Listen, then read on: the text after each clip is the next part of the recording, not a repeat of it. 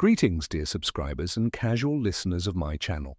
Although Luna Lovegood only appeared in the 5th installment of the Harry Potter series, she quickly became one of Harry's most loyal friends and instantly won the hearts of millions of fans around the world. Luna is an incredible mix of wisdom, kindness, and complete eccentricity. Let's recall her strangest, most touching, and funniest moments. Enjoy watching.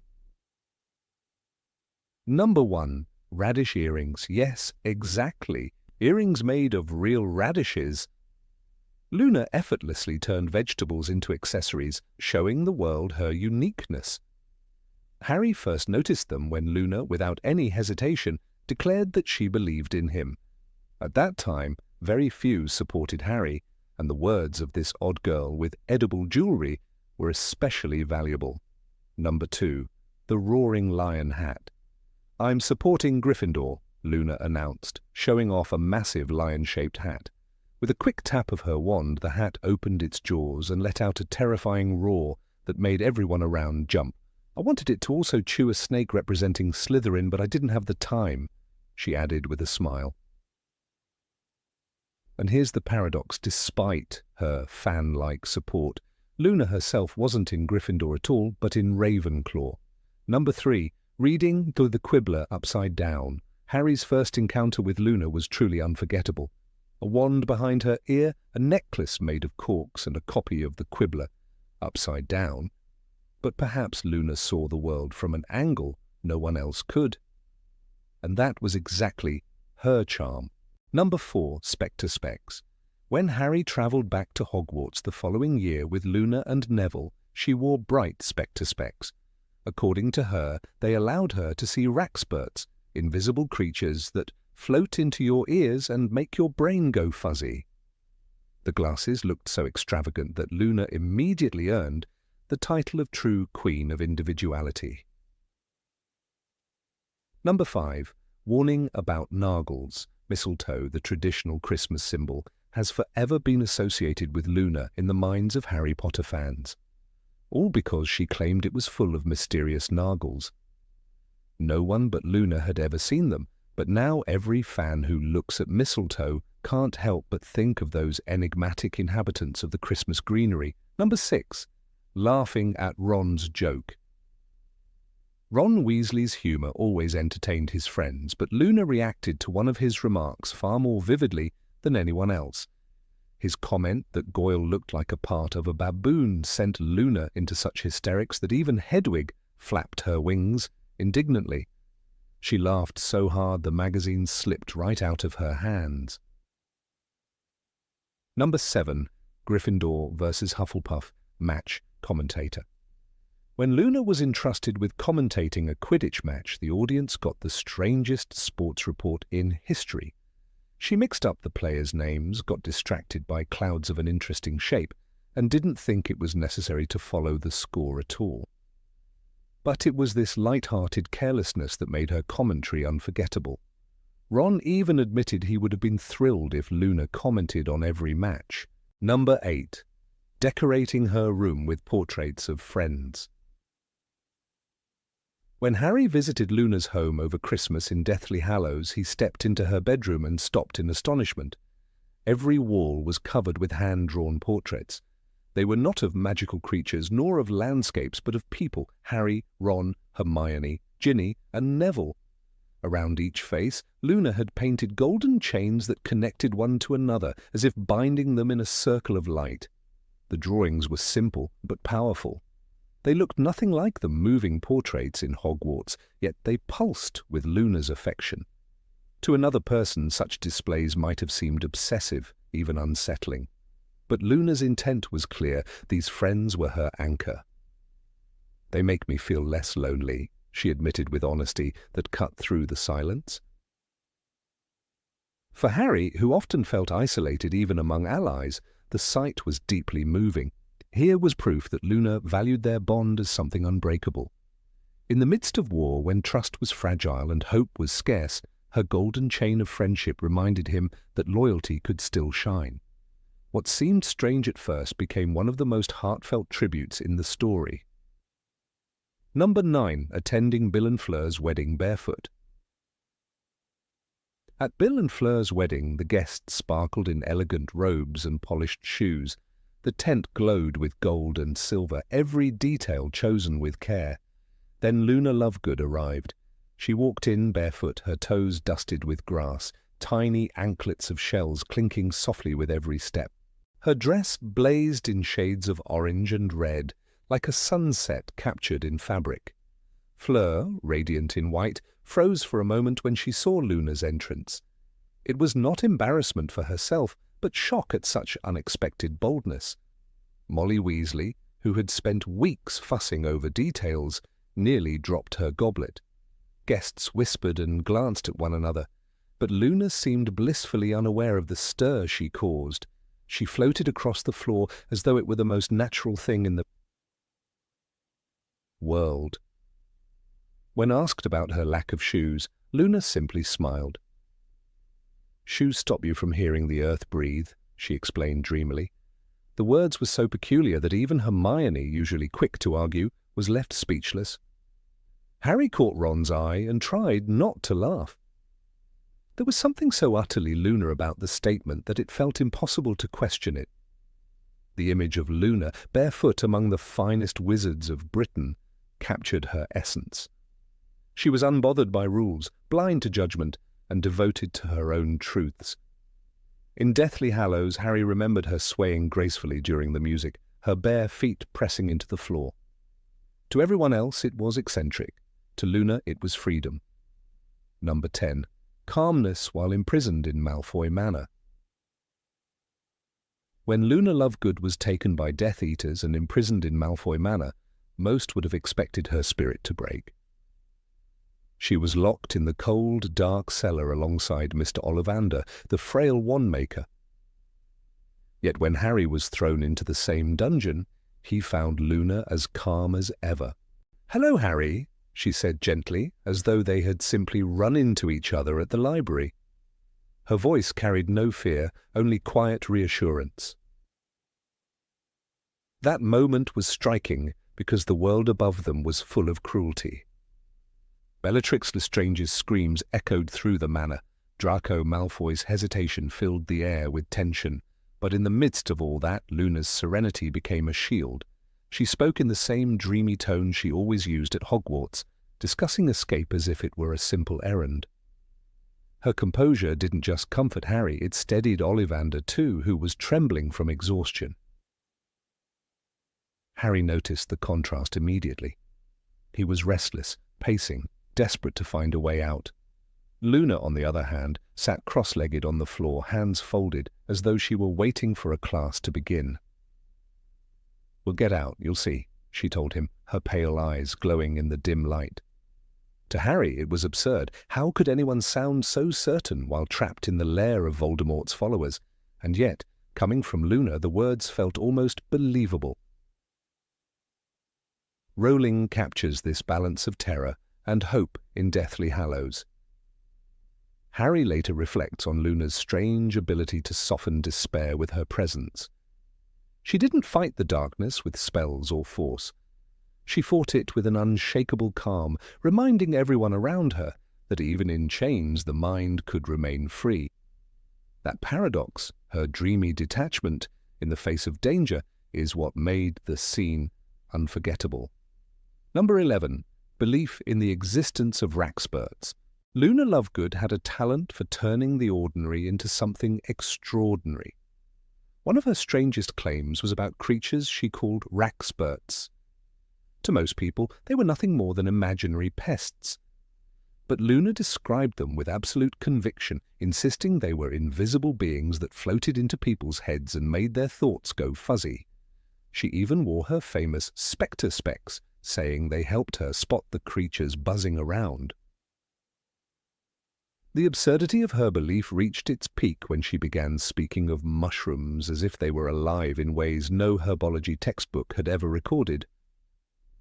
She told Hagrid, with perfect seriousness, that certain fungi were intelligent, capable of moving and even holding conversations. At first, Hagrid scratched his beard and thought she might be talking about a rare magical plant he hadn't heard of. But after a moment, he realized she was pointing at perfectly ordinary mushrooms sprouting near the edge of the forbidden forest.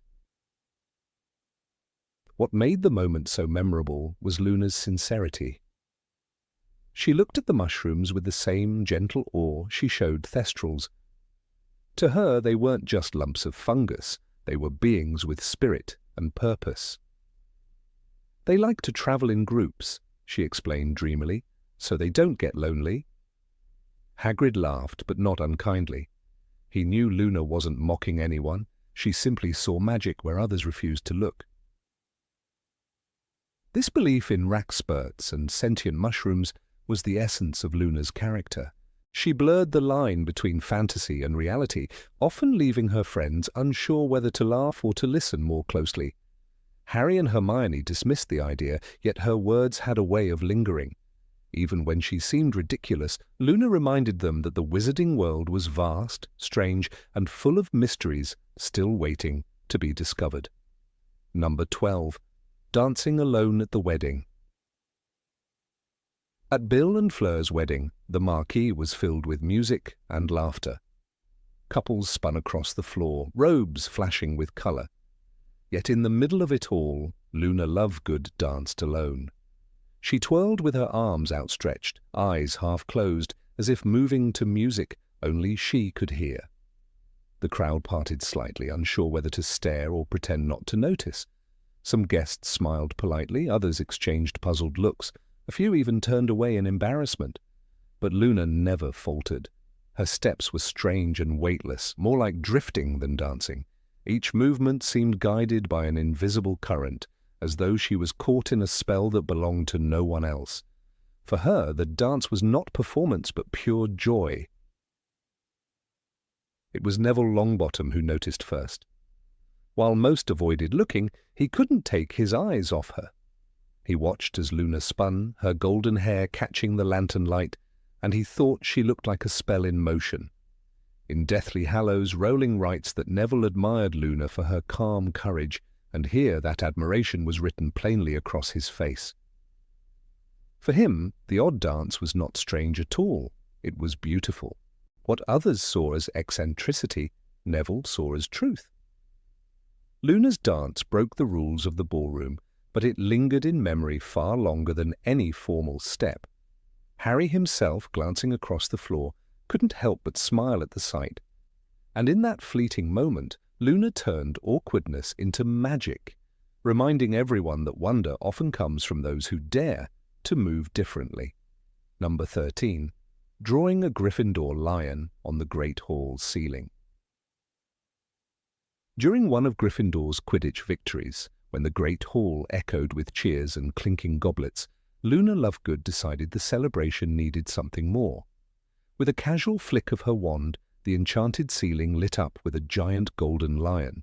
Its mane shimmered like fire, its eyes glowed with starlight. Students gasped as the creature stretched across the enchanted sky, towering over the house banners. But instead of a deafening roar, the lion let out a low, musical purr. It rumbled softly, almost like a lullaby. Gryffindors laughed in delight, while Slytherins sneered and muttered about how ridiculous it looked. The absurdity of a purring lion floating over the feast only made the moment more unforgettable.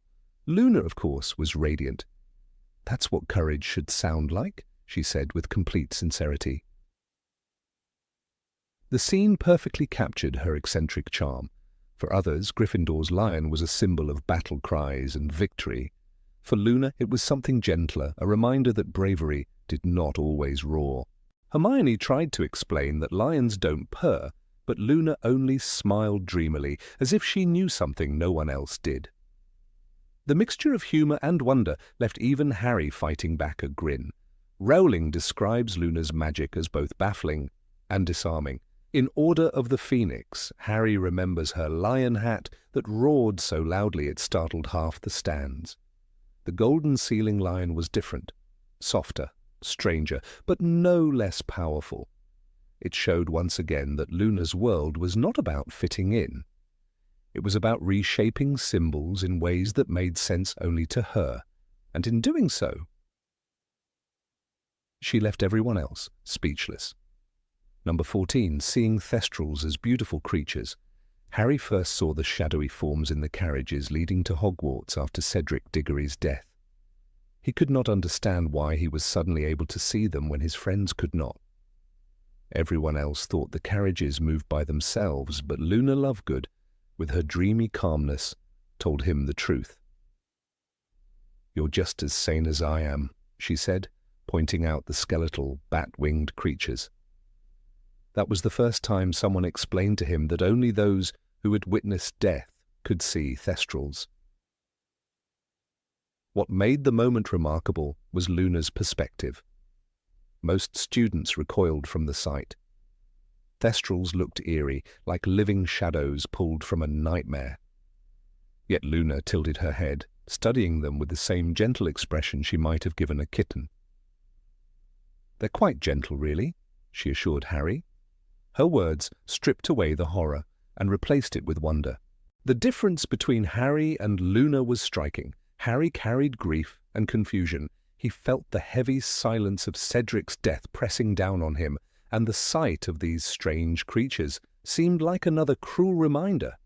Luna, however, offered comfort. She called them wonderfully beautiful, as though their very strangeness was part of their magic.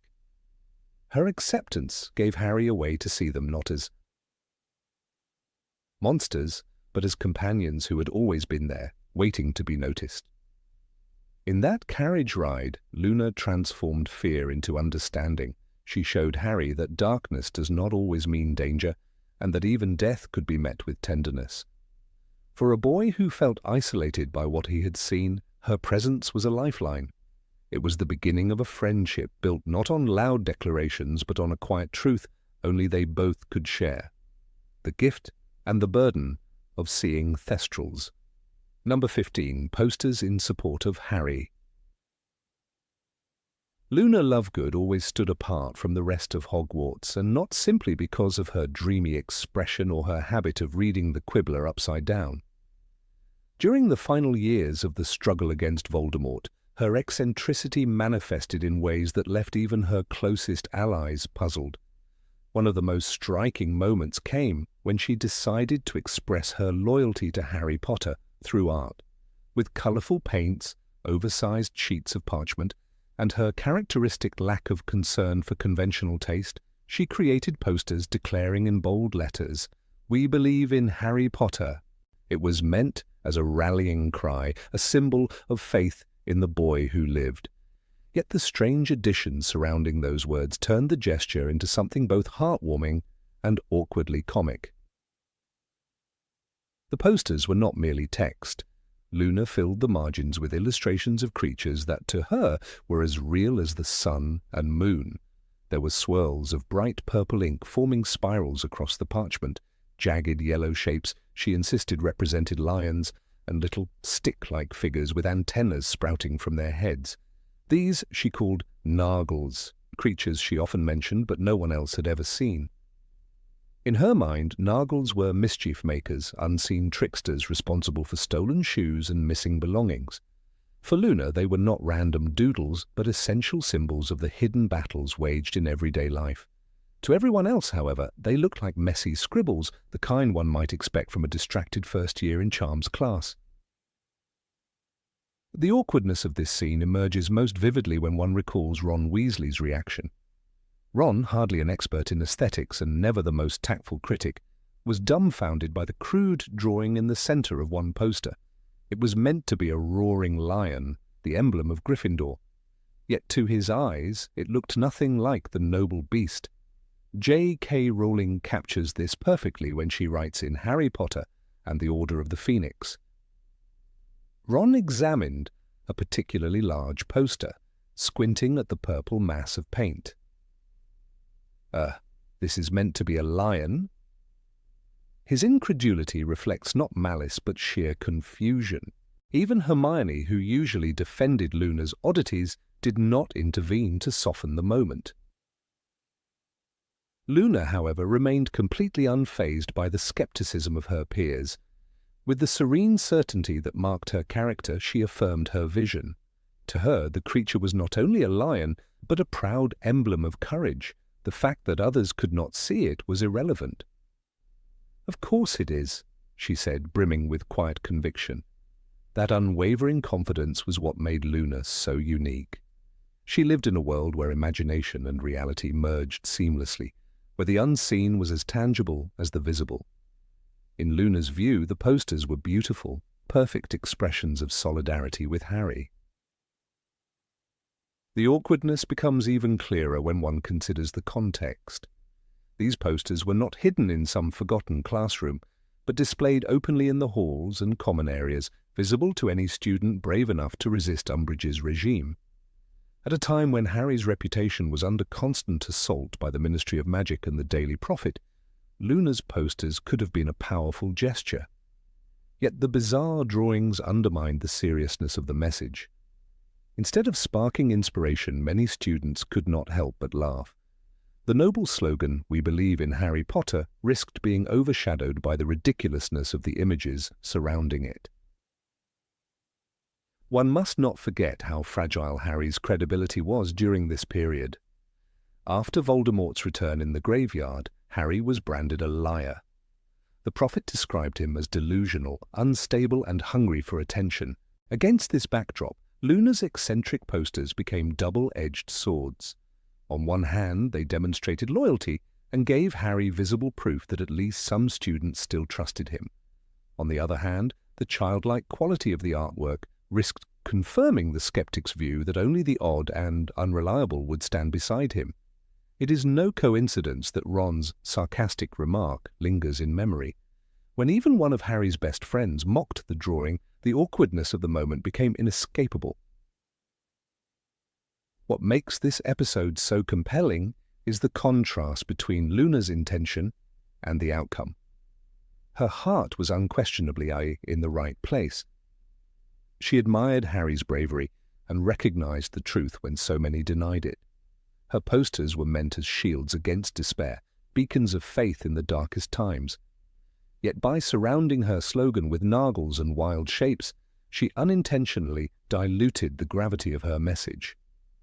It is the kind of incongruity that defines Luna. Her loyalty is never in doubt, but the form it takes often leaves others bewildered. Consider the perspective of Harry himself. For a boy who had lost the support of much of the wizarding community, seeing those words, "We believe in Harry Potter," must have stirred deep emotion. In Order of the Phoenix, Harry is tormented by loneliness, isolated by whispers, and haunted by nightmares of Voldemort. To glimpse his name celebrated so boldly, painted with passion, could only have been a balm. Yet one wonders if he, too, noticed the strange lions and peculiar doodles. Did he smile at the absurdity? Did he feel gratitude overshadowed by embarrassment? The books do not tell us directly, but readers can easily imagine his conflicted feelings.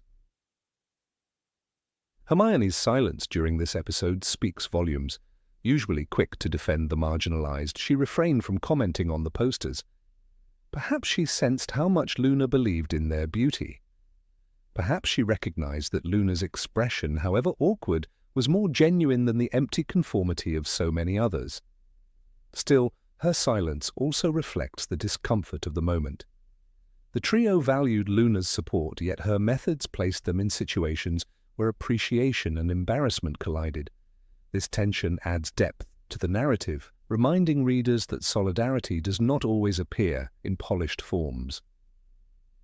Number 16. Offering strange, homemade sweets. Luna Lovegood has always been the embodiment of eccentricity within the world of Harry Potter, and her peculiar habits often tested the patience of her friends, while also adding a strange charm to their shared adventures. One of the most bizarre moments associated with her came not from her odd beliefs in imaginary creatures or her dreamy outlook on life, but from something seemingly harmless, the food she tried to share. It was not Honeyduke's chocolate frogs or Bertie Bott's every flavor beans that she offered, but concoctions of her own invention, and the memory of them lingered far longer than anyone expected. When Luna first produced her unusual treats, the group of friends had already become familiar with her eccentric clothing and her habit of drifting into conversations as though she had only half heard what was being said. Yet food was something different, something personal, and the way she insisted on its merits forced Harry, Ron, and Hermione into an awkward test of friendship. Luna presented them with small, oddly shaped sweets wrapped in bits of parchment that looked as though they had been folded and unfolded many times. The smell was sharp and confusing, a mixture of mint, pepper, and something earthy that Harry could not quite place. He hesitated, but his politeness overcame his caution. Harry bit into the treat, and at once his senses were assaulted. The taste was neither sweet nor savoury, but a confusing clash that seemed to burn at the edges of his tongue while leaving behind a bitter freshness that reminded him of chewing on grass. It was not the worst thing he had ever tasted. He remembered vividly the foul taste of Polyjuice Potion, but it was certainly among the strangest. His reaction, however, was to swallow and give a small nod, not wanting to offend Luna, who looked at him with wide, expectant eyes. That nod, unconvincing as it was, sealed his role in the episode. Hermione, always cautious and practical, looked at the strange sweets with suspicion. Her mind immediately began to analyze what ingredients could possibly produce such a smell, and she decided against the experiment. She politely declined, saying she was not hungry, which spared her the ordeal. Hermione's tact, however, did not shield her from the awkwardness of the moment. She could see Luna's slight disappointment, but she knew that honesty was better than forcing herself into discomfort. In the logic of Hermione Granger, declining odd food was no insult when safety and reason were at stake. Ron, on the other hand, lacked Harry's politeness and Hermione's tact. Always eager to try food, he popped one of Luna's creations into his mouth with the confidence of someone raised in a house where any meal was a blessing. The result was instantaneous. His expression twisted, his eyes watered, and his lips curled in protest. He forced himself to swallow, but immediately reached for his wand to summon a glass of water. The words he muttered afterward were sharp, filled with the kind of blunt honesty only Ron Weasley could deliver. He said that he would sooner risk chewing through Slytherin's supply of failed potions than put one of Luna's sweets in his mouth again. Luna, unfazed, maintained her serene expression. To her, the food was not meant for pleasure but for purpose. She explained with absolute seriousness that the mixture of mint, pepper, and dried radish was good for clarity of mind. "It helps you think straighter, even when Nargles are nearby," she once said, as though that single fact justified every reaction. Her conviction was so unwavering that Harry, Ron, and Hermione could only stare. It was in that moment that Luna's peculiar worldview once again clashed with the ordinary expectations of her peers. This strange incident mirrored the way Luna operated within the group. She often moved to a rhythm no one else could hear, bringing with her both frustration and unexpected insight. In this case, the absurdity of her food was a moment of comic relief, but it also underscored her role as someone who refused to conform. Harry could not help but think of her unwavering loyalty and her presence during the darkest times. If Luna believed that these odd sweets helped her stay calm or focused, then perhaps there was truth hidden beneath the ridiculous taste. The reactions of her friends were telling of their personalities. Harry, polite and considerate, endured the experience to spare her feelings. Hermione, logical and cautious, avoided it altogether. Ron, impulsive and outspoken, blurted out his disgust without hesitation, and Luna, true to herself, remained undisturbed by their judgments. This small moment of food offered and rejected became a snapshot of their characters, a miniature reflection of the dynamics that played out on a much larger scale throughout their adventures. Looking back, the humour of the moment lay in its contrast to the usual dangers they faced. These were young people who had fought Death Eaters, risked their lives in the Department of Mysteries, and encountered creatures far darker than anything Luna imagined. Yet a simple sweet offered by a friend could reduce them to awkward silence and forced smiles. It was a reminder that discomfort did not always come from mortal peril, but sometimes from the ordinary human struggle of navigating friendships with those who were different. What made the episode memorable was not only the taste of the sweets, but the sincerity with which Luna promoted them. In her mind, they were a genuine gift, a token of friendship that carried meaning beyond flavor. For Luna, sharing food was an act of trust and connection, and she could not understand why her friends might reject it. The others, bound by social conventions, could not easily reconcile her generosity with the fact that the product was nearly inedible. It created a situation that was both absurd and endearing. Number 17. Casting a spell against Raxburts. In the vast tapestry of Hogwarts life, few figures stand out as brightly and strangely as Luna Lovegood. She was the sort of student who could walk into the Great Hall with radish-shaped earrings and a necklace made of butterbeer corks and yet carry herself with such serene confidence that it was impossible not to watch her. But what made her remarkable was not simply her eccentric style, it was her unshakable faith in things that others laughed away.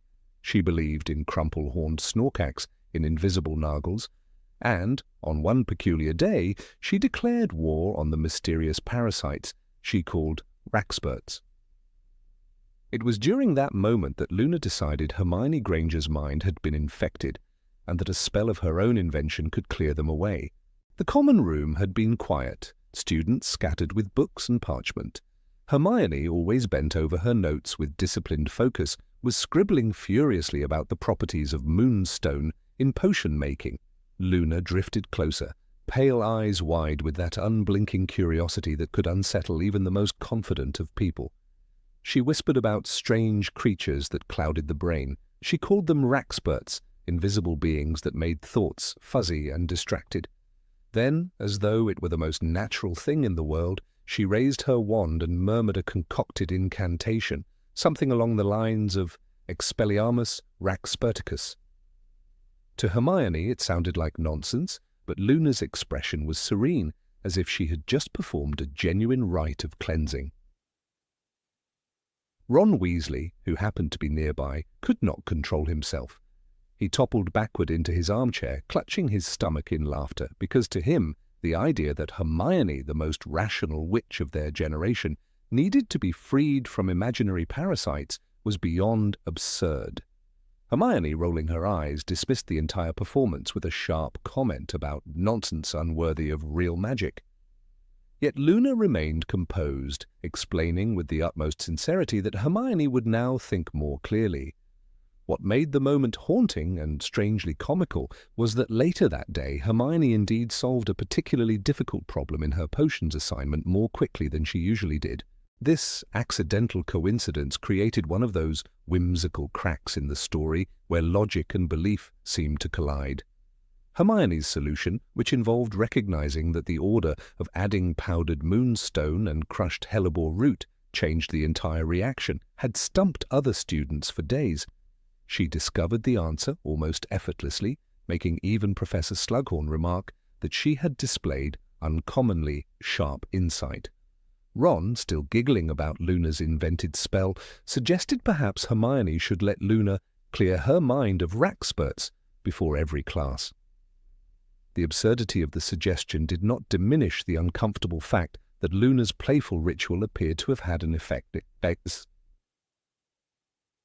The irony of the situation lay in how it mirrored Luna's role throughout the series. Rowling describes her as someone constantly laughed at, yet often she revealed truths that others overlooked. In Harry Potter and the Order of the Phoenix, Luna was the one who suggested thestrals could be used to reach the Department of Mysteries, and though her classmates initially scoffed, she was correct. "You're just as sane as I am," she once told Harry with her characteristic dreamy calm, and it left readers wondering whether her peculiarities masked a deeper wisdom. The invented spell against Raxburts was another example, a nonsense action tied to an unexpected result, leaving even Hermione with a flicker of doubt she would never admit aloud. The humor of Ron's laughter and Hermione's irritation hides a more delicate tension, the tension between logic and imagination. Hermione's character, built on rules, books, and proven spells, rejected anything that lacked evidence. Luna, on the other hand, thrived in the realm of the unseen, where invisible creatures whispered and odd talismans held power. That day in the common room, these two worlds collided. The invented incantation would never be found in the standard book of spells, and yet, in the odd logic of narrative coincidence, it seemed to work.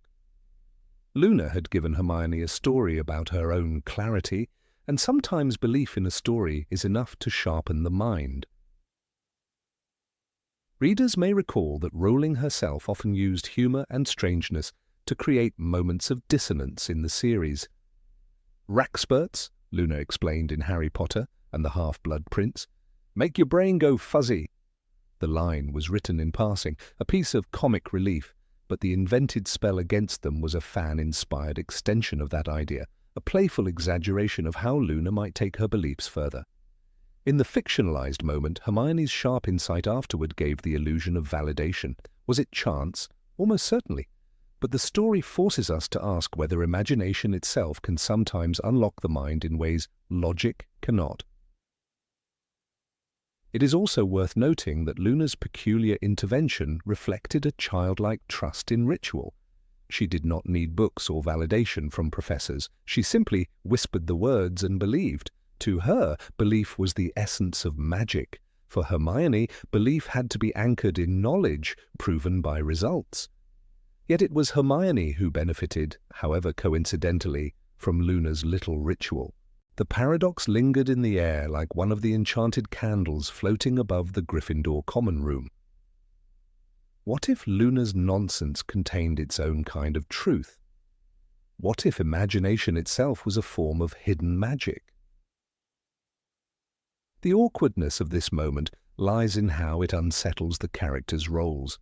Hermione is meant to be the voice of reason, the skeptic who grounds Harry's impulsiveness and Ron's humour. Luna is meant to be the dreamer, a symbol of open-minded eccentricity. But when Luna's nonsense seemed to produce results, even Hermione's rationality appeared fragile. It was an inversion of roles. Luna became the source of clarity, while Hermione, unwilling to admit it, was the recipient of a gift she had scorned. It was uncomfortable precisely because it destabilized the archetypes on which the story usually relied. Number 18. Wearing a sleeping cat as a hat. At one of the long enchanted dinners in the Great Hall, when candles floated high under the bewitched ceiling and golden plates refilled themselves with roasted meats and pumpkin pasties, Luna Lovegood drew more attention than usual. She entered with her usual dreamy calmness, moving as if in another rhythm than the rest of the students. What caught every eye that night was not her serene expression, nor the radish-shaped earrings she sometimes wore, but the peculiar crown upon her head. It was not a hat at all, though from afar it could have been mistaken for some extravagant, furry headpiece. As she sat down between Neville Longbottom and Ginny Weasley, the truth revealed itself. Perched on Luna's head, tail wrapped neatly around her ear, was a very much alive, purring, and apparently drowsing cat. The cat was not just balanced precariously, as one might imagine when first seeing the sight. It was settled there, as if the top of Luna's pale blonde hair had been its chosen pillow. The creature's eyes were half closed, the faintest hum of contentment vibrating from its throat. Luna, without the slightest trace of irony, explained to anyone who stared long enough to meet her gaze that the animal wanted to help her focus her magical energy. In her airy tone, she assured Neville that the feline had leapt onto her head entirely of its own will, choosing to become part of her outfit for the evening. Neville, used to Luna's oddities by then, simply nodded, though he cast several glances at the cat, as if worried it might scratch her scalp or leap into the mashed potatoes. Hermione Granger, however, was less prepared for the spectacle. She had just taken a sip of pumpkin juice when her eyes fell upon Luna. The moment she realized the furry hat was in fact a breathing, whiskered animal, she coughed so violently that Ron had to pat her on the back. Her eyes watered and her face flushed as she tried to regain composure. The absurdity of a cat resting like a crown upon a student's head was too much even for Hermione's logical mind. She knew that Luna believed in crumple-horned Snorkax and Raxperts, but this was an entirely new level of eccentricity, made all the more shocking because the cat looked genuinely pleased with its new role.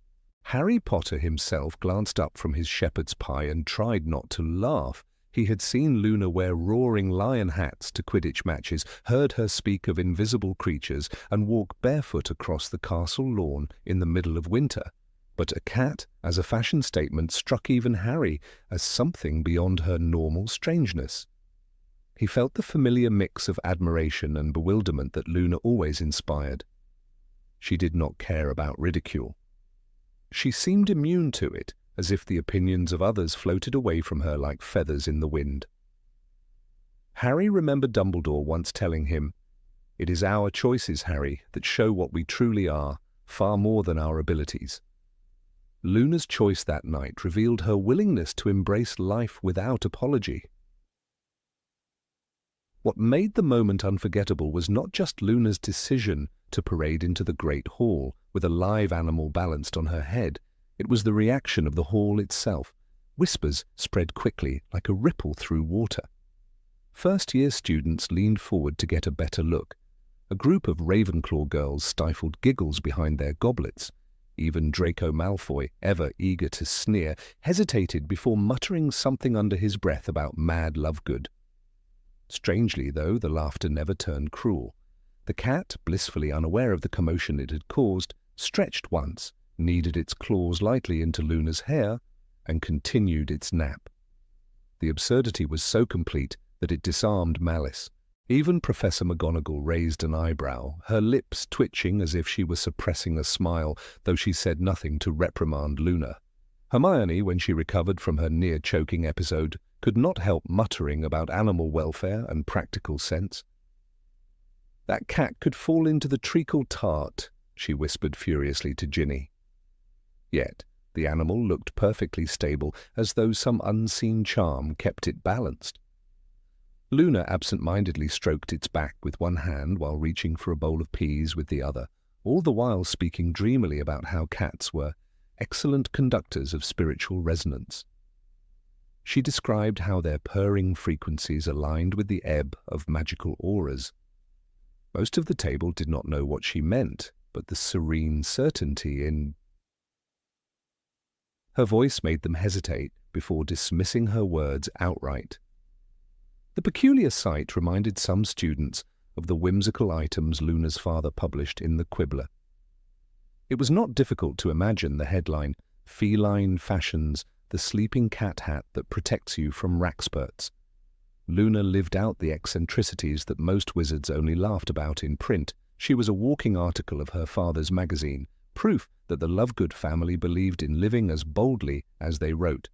It was this consistency, this refusal to separate imagination from daily life, that made Luna simultaneously ridiculous and admirable. The cat itself became something of a character in the moment. Its fur was patchy, a mixture of grey and white, with one ear slightly bent as though it had been caught in a door. Despite its humble appearance, its composure gave it an almost regal air, as though it knew it had ascended from ordinary house pet to spectacle of Hogwarts lore. Students who passed by could not resist pointing or laughing softly, but the animal did not flinch. Its eyes remained half-lidded, a monarch above the chaos, entirely unconcerned with the absurdity of its throne.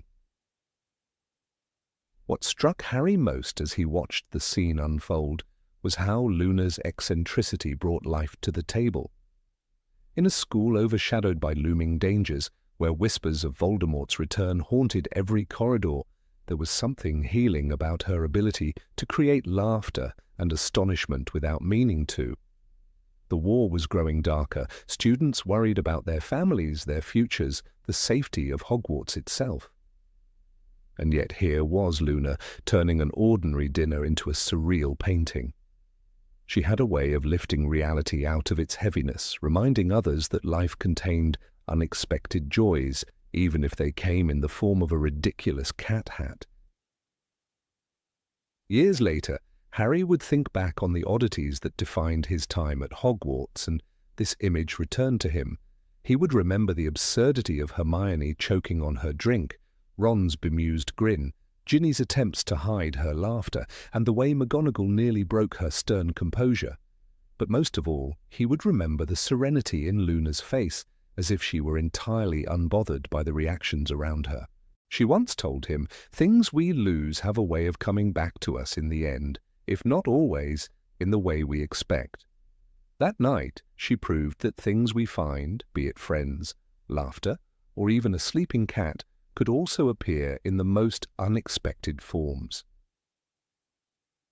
The incident never appeared in any official record of Hogwarts life, but it remained a whispered story, told to younger students by those who had witnessed it.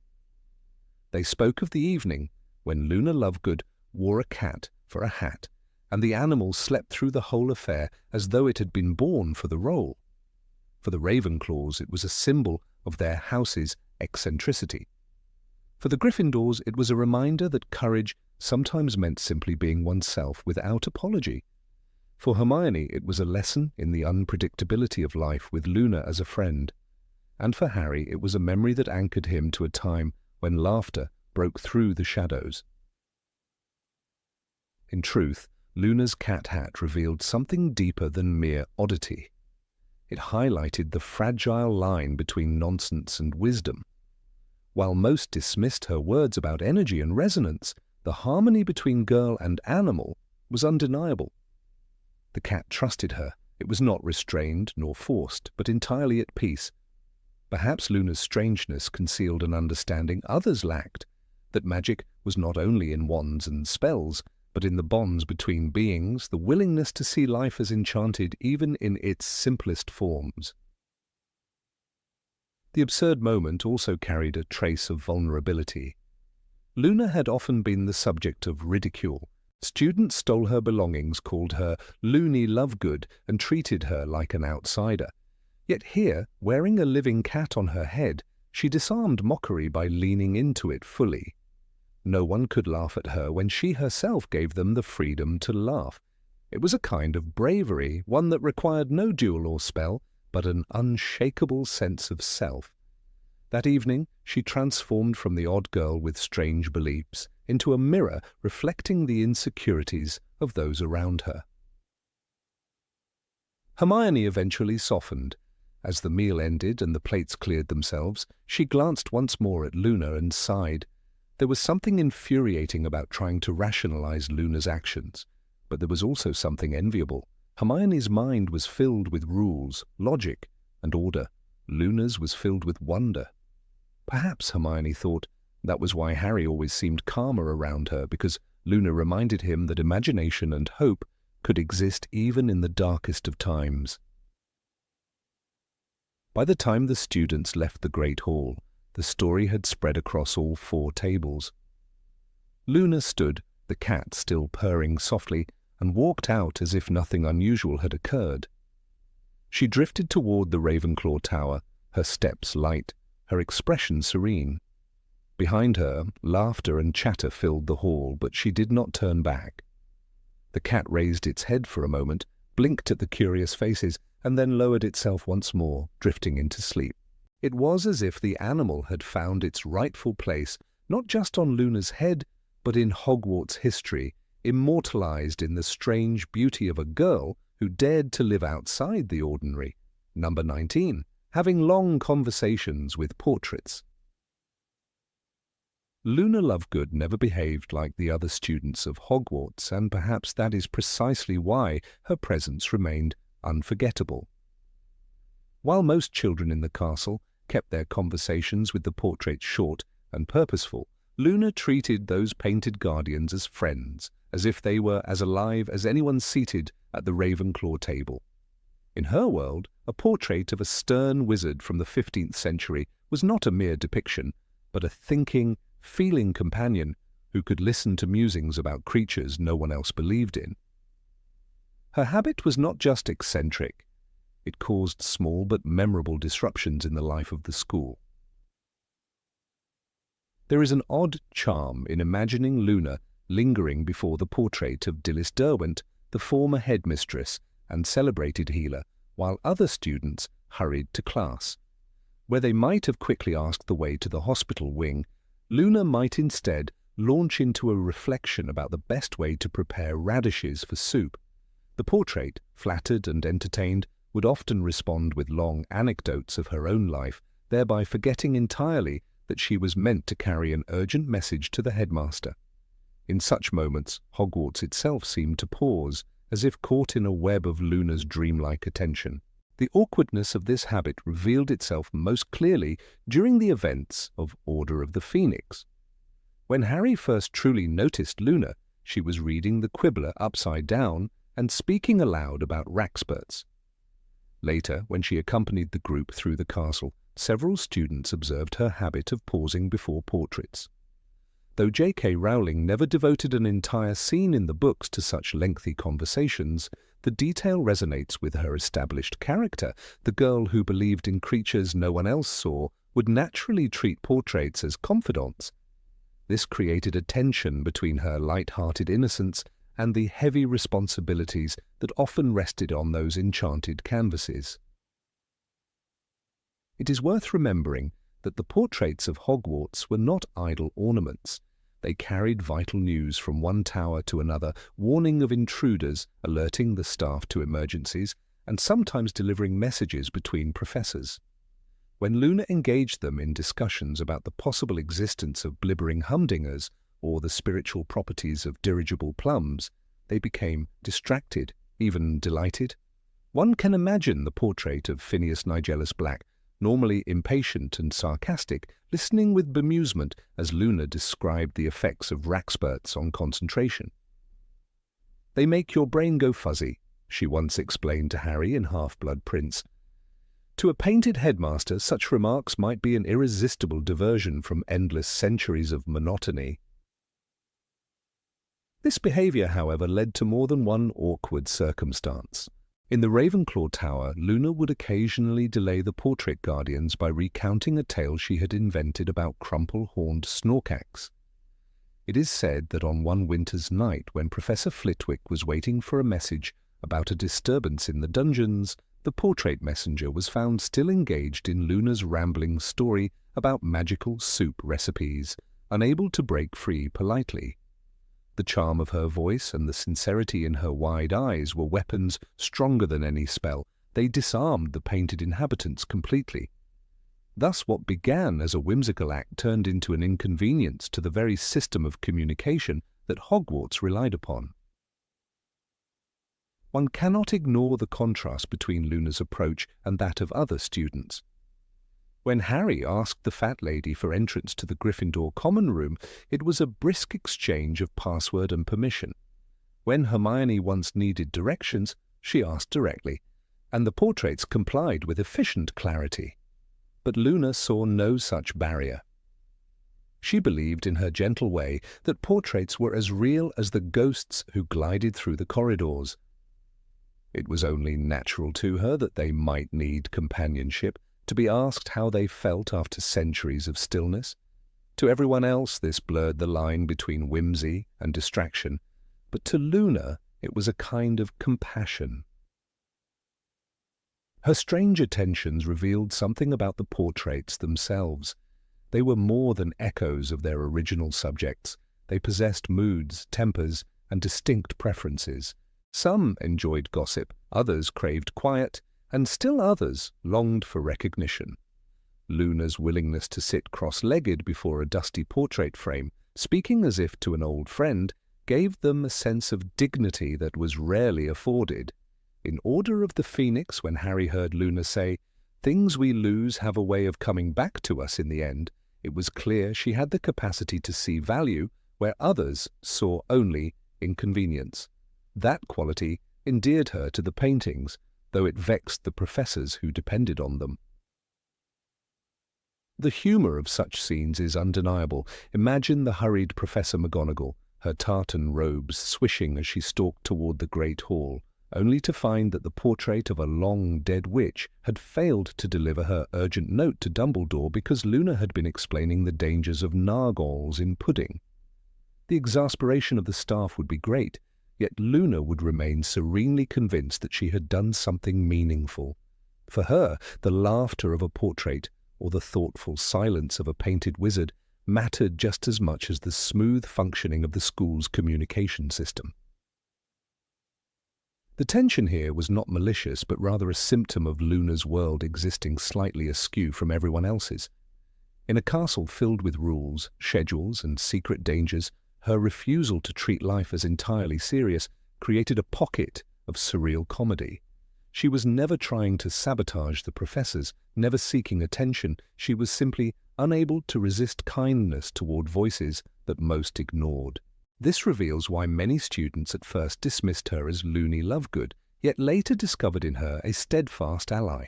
Her detachment from convention was also the root of her bravery. An example that illustrates the inconvenience of her chats with portraits involves an evening patrol during her 5th year. A painted knight was meant to deliver word of a suspected break-in near the library, but Luna had cornered him with questions about whether his sword had ever struck a rackspurt. The knight, puffed with pride, began a boastful recounting of his battles. Hours later, when the message finally arrived, the professors found the trail cold. Though never officially recorded, whispers circulated that Luna's inquisitiveness had been the cause of the delay. Yet no one could bring themselves to scold her harshly, for she seemed unaware that she had caused any harm. Her unusual relationship with the portraits highlights the question of how much autonomy those magical paintings truly had. Were they bound to their duties, or were they free to indulge in digressions when tempted? Luna, in her innocent way, tested the boundaries of their enchantment. If a girl could halt the machinery of Hogwarts communication with nothing but conversation, then perhaps the system itself was more fragile than most realized. It underscores the peculiarity of relying on enchanted art for security in a castle that contained dangerous secrets. The inconsistency also underscores Rowling's larger theme, the value of eccentricity. Luna's conversations, though impractical, illuminated corners of Hogwarts that others overlooked. The portraits, so often treated as background noise, became participants in her personal drama. They were not simply carriers of passwords and messengers of warnings. They were listeners, confidants, even friends. To those watching from the outside, this was an absurd waste of time, but within Luna's logic, it was a declaration that no voice, even that of a painted memory, should go unheard. Her behavior connects to her role in the series as a whole. She was the one who believed in Harry when the rest of the school doubted him. She was the one who accepted the existence of the Room of Requirement, and later she was the voice of calm in the chaos of battle. The same willingness to listen to unlikely sources that made her chatter with portraits also enabled her to stand with Harry against Voldemort. The awkwardness of her delays was the price Hogwarts paid for the presence of a student whose imagination knew no boundaries. In reflecting on Luna's peculiar bond with the portraits, one can see both comedy and quiet wisdom. While teachers grumbled about tardy messages, the portraits themselves revelled in the rare attention. Luna's interactions remind us that even in a world filled with magic, the simplest acts of listening can become a form of enchantment. She blurred the distinction between fantasy and reality, leaving behind a trail of awkward moments that were at once disruptive and strangely beautiful. Number 20, wearing a dress made of the Quibbler. Of all the characters who stepped onto the pages of J.K. Rowling's saga, Luna Lovegood was perhaps the most unpredictable presence, and her fashion choices reflected a mind that seemed to float somewhere between dream and rebellion. Her classmates at Hogwarts often mocked her for those strange decisions, and even Harry, who learned to trust her wisdom, could not help but notice how out of place she looked beside others in their neatly pressed uniforms. The peculiar crown of butterbeer corks, the radish-shaped earrings, and the bright, mismatched patterns told stories of a girl who lived by rules no one else understood. But one particular fashion choice rose above all others in its sheer absurdity, the day she appeared in a dress made entirely of crinkling pages from her father's newspaper, The Quibbler. The image was unforgettable. Luna entered the corridor on her way to class, and the faint rustling echoed as if she were carrying autumn leaves on her shoulders. The headlines printed on the pages had not been altered. They blazed across her skirt and sleeves for everyone to see. Some read, "Ministry hides true identity of Snorkax," while another boldly announced, "The Dark Lord's weakness may be fudge-flavored sweets." Students gathered in whispers, and laughter trickled through the hall. Yet Luna carried herself with dignity, her pale eyes wide, her wand tucked neatly at her side, as if her garment was a uniform of truth rather than an object of ridicule. The absurdity lay not only in the sound of the dress, which crackled with each step, but in the symbolism. Luna declared, with the same airy confidence she always possessed, that she was dressing in truth. It was a phrase that summed up the strange paradox of her character. Most readers recall Harry's own words from Harry Potter and the Order of the Phoenix, when he admitted that Luna was not stupid, she's just in a world of her own. That world included the radical belief that one could literally clothe oneself in the words of a conspiracy-filled newspaper. In Hogwarts, where conformity reigned in the shape of school robes and house ties, such an act was jarring. It was not Hermione's kind of protest, organized and logical, nor was it Fred and George's prankish spectacle. It was Luna's private philosophy turned inside out. She seemed to reject the idea that clothing should conceal, instead using it as a canvas for her father's eccentric stories. There was humour in it. How could one not laugh at a girl striding past Professor Flitwick with Voldemort collects charmed hats printed across her chest? But there was also a kind of innocence, as if Luna did not grasp, or perhaps simply ignored the cruel edge of her classmates' laughter. The incident highlighted the fragile border between bravery and absurdity. Harry, who once confessed that Luna always makes you feel like you're not alone, saw in her a spirit who carried her strangeness as a shield. But the newspaper dress crossed a line even for him. It became one of those moments when Luna's eccentricity was almost too exaggerated, too performative, breaking the immersion of Rowling's carefully built magical world. Readers were left wondering, would a student truly stitch together a garment of brittle parchment and wear it all day without it disintegrating? Yet that implausibility was part of Luna's narrative power. The dress symbolized more than childish rebellion. It embodied her connection to her father, Xenophilius Lovegood, whose devotion to the Quibbler was a lifelong mission. Luna was his daughter in every sense, faithful to the strange causes he defended, loyal to the ridiculous truths he published. In wearing those headlines, she did not just display eccentric fashion, she publicly declared allegiance to the paper that once supported Harry when the entire wizarding world doubted him. This strange loyalty gave depth to the scene, anchoring her ridiculous outfit in genuine love. Still, the comedy of the moment could not be ignored. Imagine Neville Longbottom walking past her nervously, his eyes darting to the swinging hem of her skirt, where words about heliopath armies screamed in bold type. Imagine Seamus Finnegan nudging Dean Thomas as the paper crinkled against the bench in the Great Hall. It was spectacle turned farce, and yet Luna sat there, serenely buttering her toast as if no one existed. She became both the joke and the victor in the same breath. The book itself reminds us that Luna was never fully isolated. Harry, Ginny, and Neville came to her defense when insults like "Loony Lovegood" were hurled at her.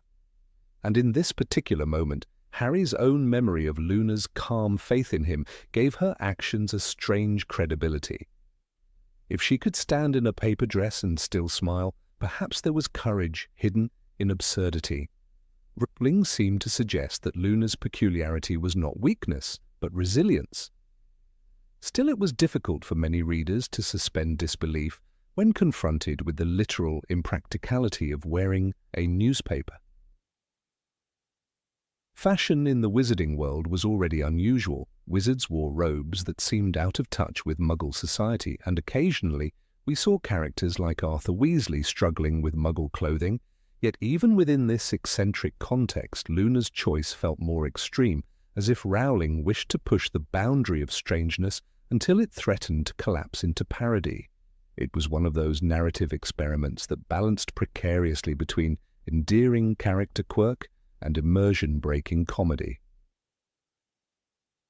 And yet one must admit the poetic resonance. Newspapers are fleeting, words meant to be read and discarded. By turning them into fabric, Luna made them permanent, wearable, and even sacred. Each rustling page was an act of defiance against a world that ignored or ridiculed the paper's contents. In a way, she was protesting the dismissal of voices that dared to speak against the Ministry's false assurances. This was Luna's revolution, wrapped in crinkling headlines, louder in its silence than in any shouted argument. The humor deepened when one imagined the practical struggles. What happened when she sat near the fire in the Gryffindor common room? Did the edges curl in the heat? How many charms did she cast to prevent the entire garment from dissolving into ash during dinner? These unanswered questions haunted readers, making the scene both memorable and ridiculous. It was impossible not to laugh at the impracticality, and perhaps that was Rowling's hidden joke. Luna's dress was not meant to be realistic, but symbolic, a costume of truth worn by the one student who never feared ridicule. Harry himself once noted in Deathly Hallows, Luna had an odd habit of speaking uncomfortable truths. This habit extended into her fashion. The newspaper dress, however absurd, forced everyone around her to acknowledge what they preferred to ignore. Each headline printed on her sleeves and skirt screamed contradictions to the official narrative, making her body a walking billboard of dissent. If one looked past the absurdity, it was a political act disguised as eccentric fashion. Still, the tone of the scene left readers uncertain. Was Rowling gently mocking Luna? Was this a satire of the fashion industry, showing how clothing often turns into theatre? Or was it an authentic moment of character development, showing that Luna would never abandon her father's voice, even in the face of ridicule? The ambiguity of purpose turned this single fashion choice into a point of contention for many fans, who debated whether it weakened the gravity of her character or emphasized her strength. The memory of Luna in that strange outfit remained vivid even after darker events swept through Hogwarts. When she was imprisoned by the Death Eaters, when she fought beside Harry at the Battle of Hogwarts, no one remembered the paper rustling around her ankles. But in retrospect, that ridiculous dress seemed like foreshadowing. Luna would always stand apart, fearless in her uniqueness, even when the world burned around her. Her fashion was a mirror of her philosophy. Truth matters more than ridicule, and individuality matters more than conformity. Thus the absurdity of the moment lay in its dual nature. On the surface, it was laughable. A young witch rustling her way through charms class in a gown of headlines and brittle parchment. But beneath the comedy lay a poignant declaration of loyalty, bravery, and eccentric wisdom.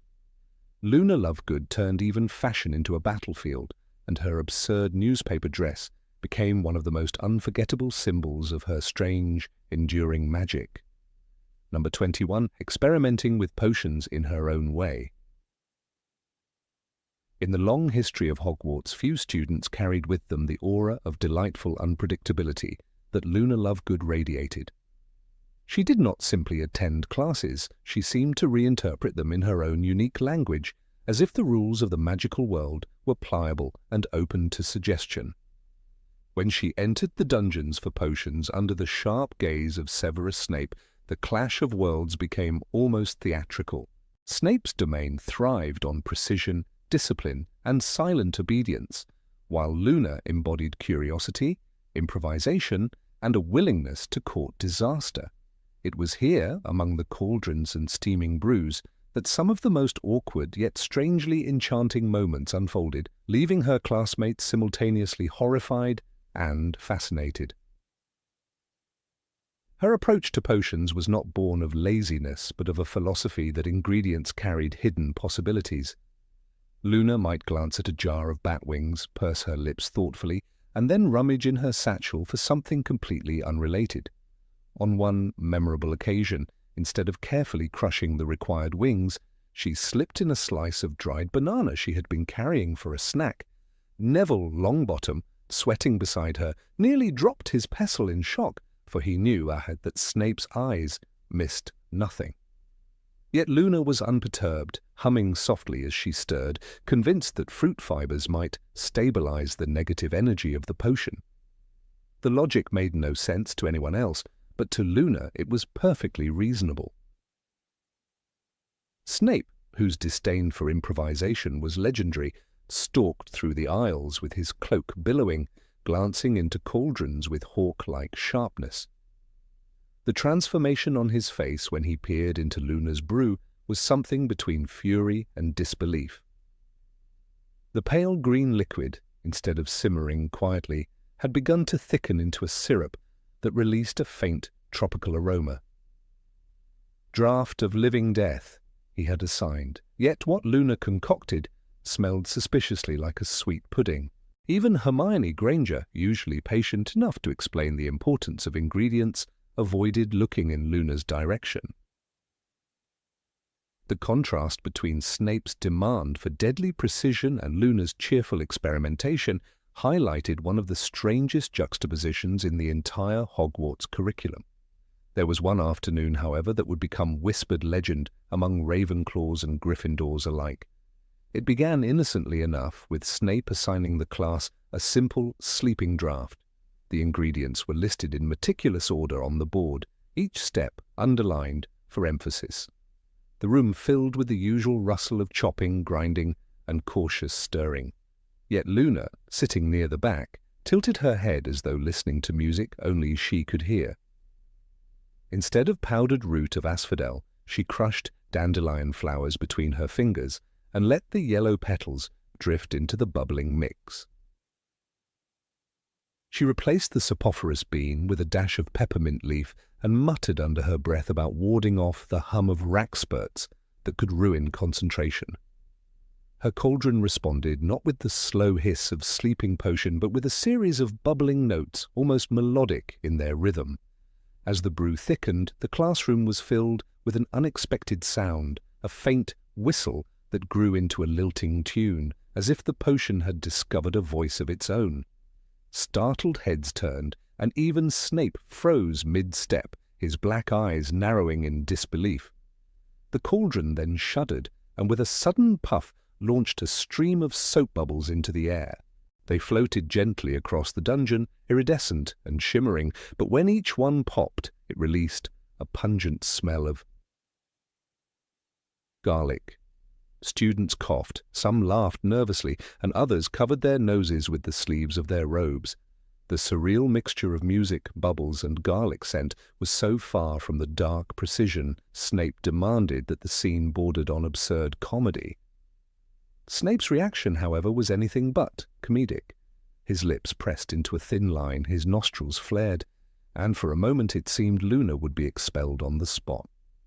He loomed over her workstation, cloak cascading around her cauldron like a storm cloud. Yet Luna gazed back with the same serene expression she always wore. It was as though she truly believed she had discovered a new branch of potion-making.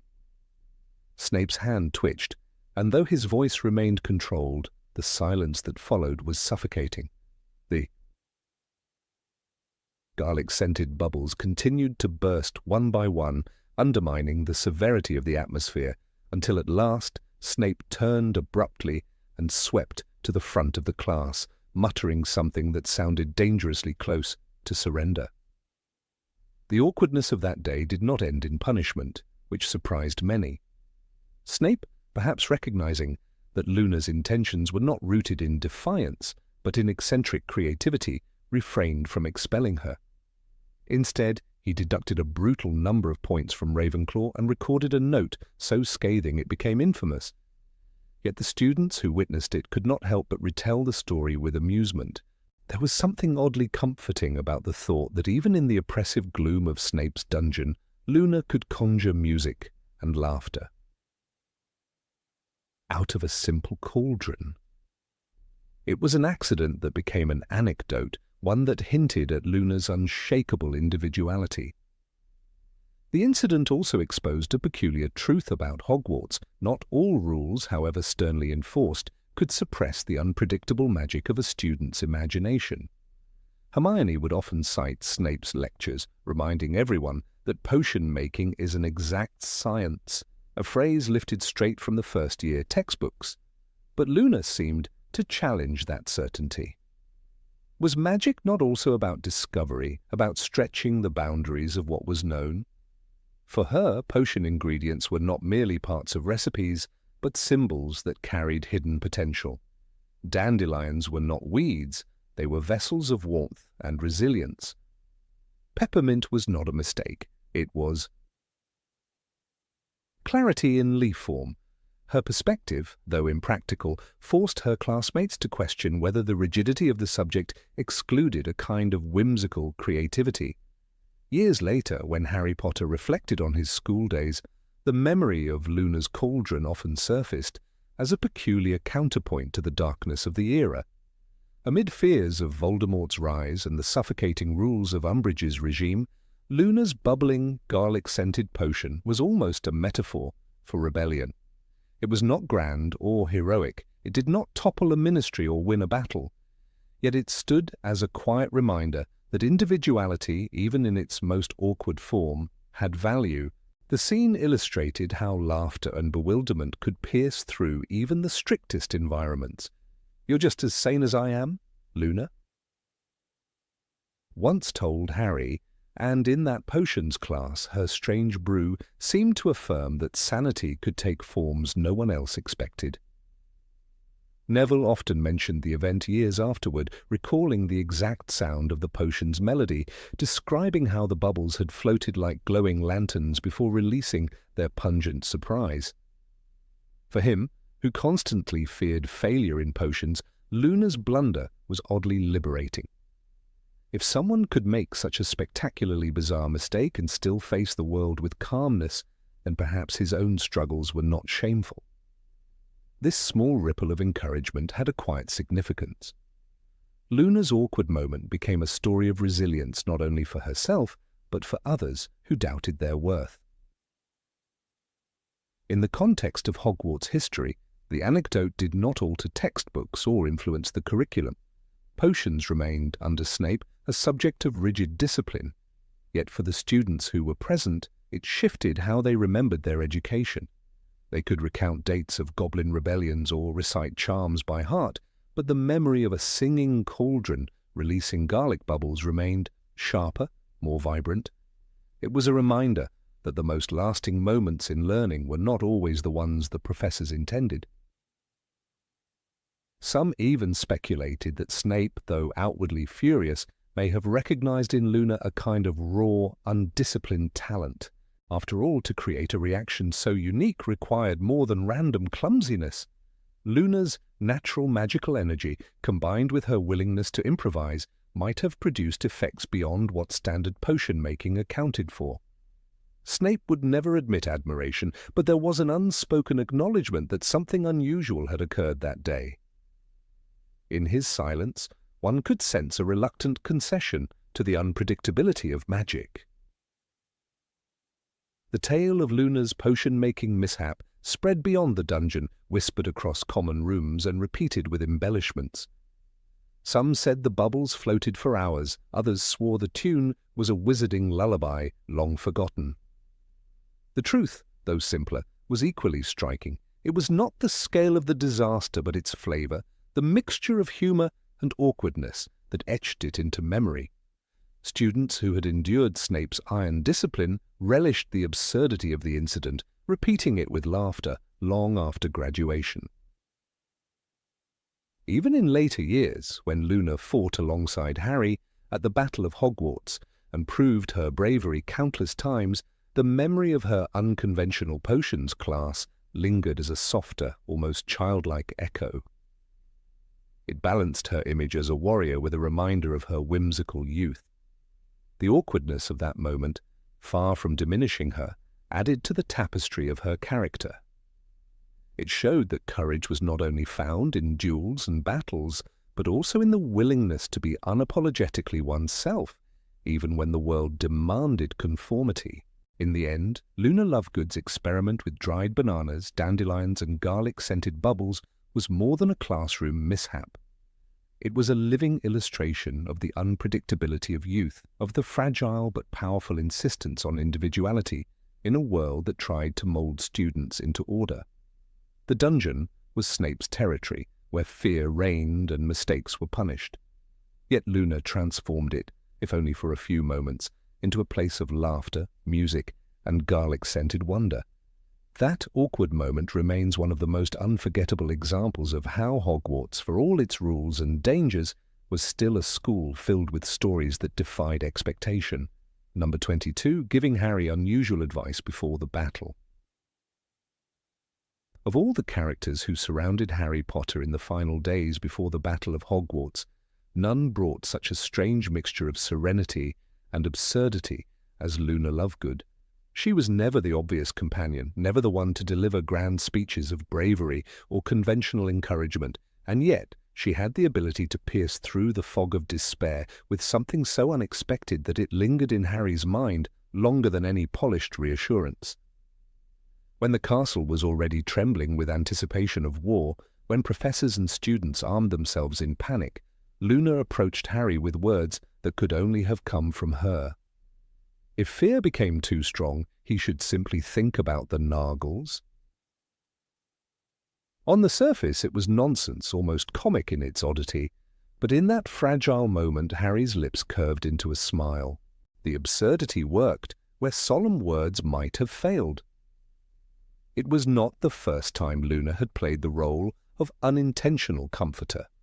Throughout the series, her presence had often brought a peculiar balance to Harry's inner storm. She was the one who saw Thestrals when no one else could understand him, who reminded him that the invisible is as real as the tangible. Her approach to life, filled with talk of creatures others denied existed, made her appear out of place, yet it gave her the power to anchor Harry when he most needed it. In Harry Potter and the Deathly Hallows, the night before the decisive confrontation, her reference to Nargles carried the same weight. Harry did not have to believe in them. He only had to believe that someone cared enough to hand him an odd lifeline against despair. What made the moment stand out was not merely the words, but their timing. Every character was tense and bracing themselves for battle. Professor McGonagall barked orders, Kingsley Shacklebolt and Lupin organized defenses, Molly Weasley held her children close with a desperate energy. In the midst of this grim choreography, Luna floated in, ethereal as ever, untouched by hysteria, and handed Harry something no one else thought to give: a moment of levity. It was absurd, almost embarrassing in its eccentricity, but Harry needed precisely that. The world demanded solemnity, yet Luna offered whimsy, and for an instant he remembered that life was more than war. The books remind us repeatedly that Harry thrived not only on strategy and courage, but on the bonds and fleeting comforts of friendship. Luna's comment could easily have been dismissed as irrelevant, but Harry's inner response proves otherwise. The narration records his reaction. He felt the heaviness lift just enough to smile. That smile mattered. In a battle where fear could paralyze, where Voldemort himself counted on terror to weaken his opponents, Luna had managed to puncture the shadow with a beam of absurd light. It is precisely because her words made no logical sense that they reached him. The Nargles themselves are an excellent symbol of Luna's essence. Constantly mentioned throughout the series, they are creatures no one else ever confirms seeing, yet she insists on their existence with unwavering calm. When she told Harry to think of them in his darkest hour, she was not trying to arm him with spells or tactics. She was reminding him that imagination, wonder, and even silliness can be stronger than despair. Her philosophy contradicted the grim realism of war, but that contradiction was her gift. She had always been a girl who carried dreamlike light into places ruled by darkness, whether it was the halls of Hogwarts where she was bullied, or the dungeons of Malfoy Manor where she was imprisoned, and still managed to sing softly. It is tempting to view the moment as purely comic relief. Yet there is depth beneath the humour. Harry was about to step into a battle where death was certain, where he himself carried the heavy knowledge that he might have to die to defeat Voldemort. Everyone else treated him either as a saviour or as a soldier. Luna alone treated him as a boy who might simply be scared. She stripped away the grand titles and burdens, addressing his fear with compassion hidden in eccentric phrasing. It was almost parental in its gentleness, though disguised in her usual language of myth. That is what made Harry smile. She allowed him to feel like himself again, not just the chosen one. See him side outside. The books give us clues that Harry always cherished Luna's honesty. In The Order of the Phoenix, after Sirius's death, she was the one who spoke to him about loss in terms he could accept, mentioning her mother's death and the belief that she would see her again. "The ones that love us never really leave us," she told him, and Harry remembered those words. By the time of the Battle of Hogwarts, Luna's reliability in moments of grief and fear was established. The line about the Nargles may look whimsical, but to Harry it carried the same weight as her earlier conversations. She was not telling him to be fearless, she was telling him it was all right to feel frightened and that there are ways, even absurd ones, to endure. From a narrative perspective, Rowling knew that humour and absurdity can sometimes communicate bravery better than solemn speeches. Luna's words to Harry are a perfect example of the rule that stories must mix light with dark. Just as Fred and George's jokes once made Harry laugh during dangerous times, Luna's eccentric wisdom gave him a reprieve in the face of looming catastrophe. The absurd phrase about Nargles contained an emotional truth. The darkest night needs a flicker of foolishness to prevent complete collapse. What is fascinating is that Harry did not question her, did not roll his eyes or dismiss her as many students had in earlier years. He accepted the comment, let it settle inside him, and allowed it to transform his mood. This shows his growth as much as Luna's significance. Once, he might have seen her as merely strange. Now he recognized that her strangeness was a form of wisdom. He had matured enough to value her gift, and she had been consistent enough to prove that her worldview had merit. In hindsight, Luna's absurd advice mirrors Dumbledore's philosophy in another form. Dumbledore often said that happiness can be found even in the darkest times if one only remembers to turn on the light. Luna expressed the same principle, but in her own dreamlike style. Instead of lamps, she offered Nargles. Both messages tell Harry that despair is not absolute, that lightness of spirit is a weapon too, that Luna could echo Dumbledore's wisdom without meaning to is a testament to her place in the story as a hidden guide. The absurdity also reflects something about the very nature of war in the wizarding world. Battles are fought not only with spells but with morale. Voldemort relied heavily on fear. He ruled through the terror of his name, through the despair he instilled. To counter him, the defenders of Hogwarts needed not just magical power, but resilience of spirit. Luna's strange words provided that resilience, reminding Harry that Voldemort could not extinguish laughter or imagination. By smiling, Harry was already defying Voldemort's core weapon. It is easy to overlook this moment because it does not appear in bold capital letters as a turning point of the plot. But in terms of character dynamics, it reveals a subtle truth. Heroes are sustained not only by grand allies like Dumbledore or by fierce fighters like McGonagall, but also by the quiet dreamers who speak nonsense that somehow keeps the heart steady. Luna Lovegood's absurd comment before the battle was one of those hidden lifelines, the kind that stories need to remind us that humanity survives in the smallest, strangest forms. Harry himself, when reflecting on the battle later, might not have credited Luna explicitly. He might have remembered his duel with Voldemort, the bravery of Neville, the sacrifice of Fred. Yet somewhere in the back of his mind, the smile that came just before the chaos would remain linked to Luna's offhand advice. That is the beauty of her contribution. It was never grand, never demanding recognition, but it mattered all the same. The awkwardness of the moment, the collision of Luna's whimsy with the gravity of impending war, captures the essence of her character. She was always out of step with the world, but it was precisely her awkwardness that made her indispensable. Harry did not need another serious commander. He needed a friend who could remind him, with talk of Nargles, that even absurdity has its place in the fight against darkness. In that sense, Luna's words were not a misstep, but a perfect expression of the theme running through the entire saga. Hope often arrives dressed in the most unexpected form. And so, when we revisit that scene, we see more than an eccentric girl offering nonsense. We see a symbol of resistance to despair, a testament to the idea that even in war, absurdity can be salvation. Luna Lovegood, with her dreamlike wisdom, gave Harry a gift that was both awkward and profound, the ability to smile in the face of horror. That smile, fleeting though it was, might have been the most powerful weapon he carried into the final battle. Number 23. Wearing protective bracelets against dark magic. Of all the eccentricities that Luna Lovegood carried with her into the story of Harry Potter, few were as visually striking as the homemade bracelets that jingled on her thin wrists.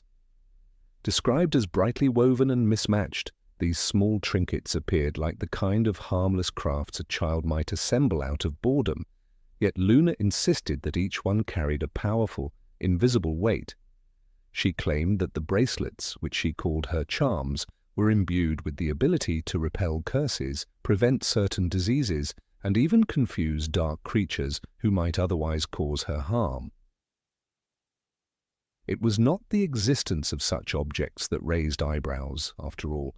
In the wizarding world, enchanted jewelry was hardly unusual, but rather Luna's unfaltering conviction that they worked, even when no one else could detect the slightest magical aura around them. The story of these bracelets first came to life during the students' stay at Hogwarts in Harry's 5th year, when the threat of Voldemort's return hung like a shadow over every corridor. While the students trained in secret under Harry's guidance in Dumbledore's army, many of them turned to defensive magic, practical dueling, and theory rooted in real spellcraft. Luna, however, appeared at one of the early meetings with her arms clinking, bracelets stacked nearly to the elbow, and explained in her usual dreamy tone that she was better prepared than most. Each bracelet, she said, counteracted a different curse. One protected against the Imperious Curse, another against hexes from goblins, and yet another against the ill-defined ailment she referred to as goblin pox. It was during this conversation that Ron Weasley, unable to restrain himself, blurted out that the entire display was ridiculous. The memory of his expression, half amused, half exasperated, captures how most of the students regarded Luna at first. "You're just as sane as I am," she had once said to Harry, and while that phrase became her motto, the bracelets became a physical extension of her peculiar logic. In the wizarding world, where spells like Protego or Expelliarmus offered real protection, why would anyone rely on simple woven strings? But Luna never wavered. She insisted that magic worked in ways that textbooks could not always explain. The humor of the situation masked a deeper unease that Luna inspired. Unlike Hermione, who always demanded evidence, Luna placed her faith in unseen connections between things. She cited her father's articles in the Quibbler as proof that invisible forces influence daily life, and her bracelets were her way of carrying that philosophy with her. To her, the charms were not decorative, but essential armor against the world. The scene recalls how she once explained to Harry that rack spurts made one's brain go fuzzy, as if ordinary misfortune always had an invisible cause that could be resisted with the right talisman. Her bracelets then became not just eccentric fashion, but an entire worldview made tangible. The oddest claim came when Luna pointed to a thin blue bracelet and whispered that it shielded her from goblin pox. This fictional disease, which sounded more like a half-remembered children's tale than a recognized illness, was met with blank stares from her peers. None of the students had ever heard of such a sickness, not even Hermione, whose encyclopedic knowledge of magical afflictions was unmatched. The bafflement added to Luna's legend. She seemed to live in a parallel magical universe where goblins spread diseases, where imaginary creatures lurked in corners, and where homemade crafts could repel the dark arts. What makes this moment particularly striking is that it exposes the thin line between wisdom and nonsense. The readers are invited to laugh, to shake their heads, yet they are also reminded of how often Luna turned out to be right in situations where no one else could see clearly. She was mocked for her father's stories in The Quibbler, but those same pages were the first to publish Harry's testimony about Voldemort's return when the Daily Prophet silenced the truth. The bracelets, however, seem to defy even that pattern. There is no point in the series when they are proven effective, and yet Luna wore them with serenity, as if certainty itself had the power to protect her. This whimsical superstition echoes how J.K. Rowling often used Luna to contrast with Hermione. Where Hermione trusted the logic of spells, charms, and verified texts, Luna drifted into the unseen and the unprovable. For example, when Hermione dismissed the existence of creatures like the crumple-horned Snorkack, Luna only smiled and declared that absence of proof did not mean proof of absence. The bracelets were an extension of that belief. In one passage, Harry noticed Luna was wearing a necklace of butterbeer corks and radish-like earrings. If she was capable of turning mundane objects into statements of magical faith, why not bracelets against dark curses? The juxtaposition of these bracelets with the reality of Hogwarts dangers underscores the awkwardness of the moment. The students were preparing for duels with real Death Eaters, and Luna jingled into the room of requirement armed with trinkets that looked more suited to a craft fair. This did not diminish her bravery. She fought as fiercely as any member of Dumbledore's army. But the bracelet symbolized a clash between appearance and reality, a reminder that in the heat of battle, handmade strings would not deflect a killing curse. Still, Luna's calm confidence unsettled those around her, making them wonder if perhaps there was something they could not see. Her claim about goblin pox offers another layer of mystery, for the disease was mentioned only in passing elsewhere in the series. Madame Pomfrey once referred to it as a mild childhood illness, yet Luna described it with a severity that suggested a lurking epidemic. She insisted that her bracelet kept her safe from it. The moment borders on the absurd. In a world where St. Mungo's hospital cured dragon pox and spattergroit, Luna feared goblin pox and carried her cure on her wrist. It is this surreal contrast between reality and imagination that makes the scene so memorable. It is also worth noting how Harry himself responded. He did not laugh at Luna in the cruel way some of the others did. Instead, he observed her with quiet curiosity, recognizing in her eccentricity a kind of honesty.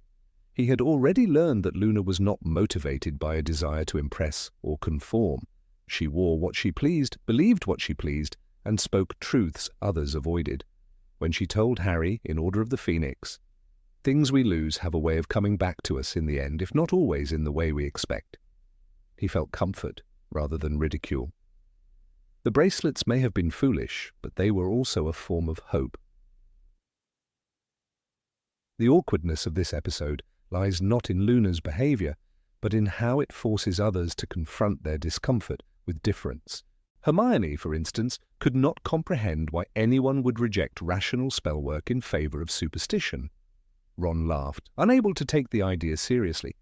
Yet Luna embodied a theme that recurred throughout the series, that belief itself, even when irrational, could be a shield. Whether or not the bracelets carried magic was irrelevant. What mattered was Luna's peace of mind and her refusal to be consumed by fear. Seen in this light, the bracelets foreshadow Luna's role in later events. She would go on to be captured, imprisoned, and yet remain unbroken in spirit. Her calm acceptance of the world, combined with her refusal to abandon her faith in unseen forces, kept her resilient. The bracelets may have been powerless against Death Eaters, but they symbolized an inner defense stronger than most spells. They remind the reader that sometimes awkwardness hides wisdom, and foolishness conceals strength. And yet the image of Luna jingling with bracelets in the heart of Hogwarts remains comical. The seriousness of Harry's mission, the gravity of the war, and the intensity of the duels were all counterbalanced by the girl who thought string and beads could block curses. It is the very absurdity of the moment that makes it unforgettable, cementing Luna Lovegood as one of the series' most endearing enigmas. Even in the darkest times, when Umbridge patrolled the corridors and Voldemort gathered his forces, Luna's bracelets clinked cheerfully, absurd yet strangely comforting. They remind the reader that not all defenses are visible, not all truths are logical, and not all strength comes from wands. In that sense, the awkward moment of her bracelets is not just comic relief, but a quiet challenge to the entire world of Harry Potter, to accept that sometimes belief itself can be a form of magic. Number 24. Singing during an exam. Of all the eccentric moments attached to Luna Lovegood, the one that stands out in whispered recollections among Hogwarts students is the curious incident during a charms exam. The room was heavy with tension, quills scratching across parchment, Professor Flitwick pacing in front of the anxious faces, and the air buzzing with nerves. Yet in the middle of this highly charged silence, Luna began to hum a tune. At first it was faint, like the fluttering of a moth's wings against glass, but soon the melody shaped itself into a strange and whimsical song about magical fish that, according to her, had the uncanny ability to read human thoughts. While others shifted in their seats and furrowed their brows in frustration, Luna carried on, her pale eyes fixed dreamily somewhere above the ceiling beams, as if the song belonged more to the unseen world than the one in which the exam was taking place. It is not recorded in any official Hogwarts document, but many who sat that exam remember the professors exchanging nervous glances. Luna, as always, was unconcerned by the weight of authority. The examiners made hesitant motions to silence her, worried about maintaining order, but Luna spoke with a confidence so rare in her. She explained that singing helped her concentrate, that it allowed her thoughts to flow like a river rather than become stuck like stones in a stream. For most, such an excuse would have earned a sharp reprimand, and perhaps even lost marks, yet Luna was treated differently. Not because she was favoured, but because there was an unshakable aura about her, an impression that she moved through the world according to laws invisible to others. Her calm certainty unsettled even the sternest examiner. What made this episode so remarkable was not only her defiance of exam protocols, but the outcome that followed. Despite humming odd lines about fish with silvery scales and minds filled with secrets, Luna completed her spell work with unusual precision. Her levitation charm was flawless, the incantation crisp and clear. When asked to perform a shield charm, her wand moved with a fluid grace that spoke less of studied technique and more of instinctive harmony. Those who laughed at her strange singing were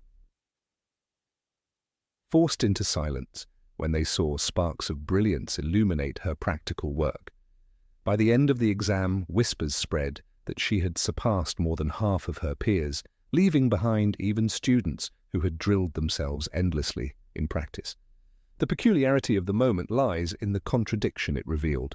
Exams are designed to test discipline, silence, and a careful adherence to instruction, yet Luna shattered those unspoken rules with ease. She demonstrated that focus could be found in ways completely foreign to the rigid structures of the school. As Hermione Granger would later remark in the common room, it was distracting, it was completely inappropriate, but she did it better than most of us. That observation captures the essence of the scene. What appears as chaos from one angle might actually be an alternate route to mastery. Luna's mind was never chained by convention, and perhaps it was this very detachment from the ordinary that gave her a rare strength. There was irony in the fact that Luna's distraction became her advantage. For others, humming during an exam would have been an excuse to mask nervousness or a sign of lack of preparation. In her case, it was neither. Luna's melody was not an act of rebellion, but a channel of concentration.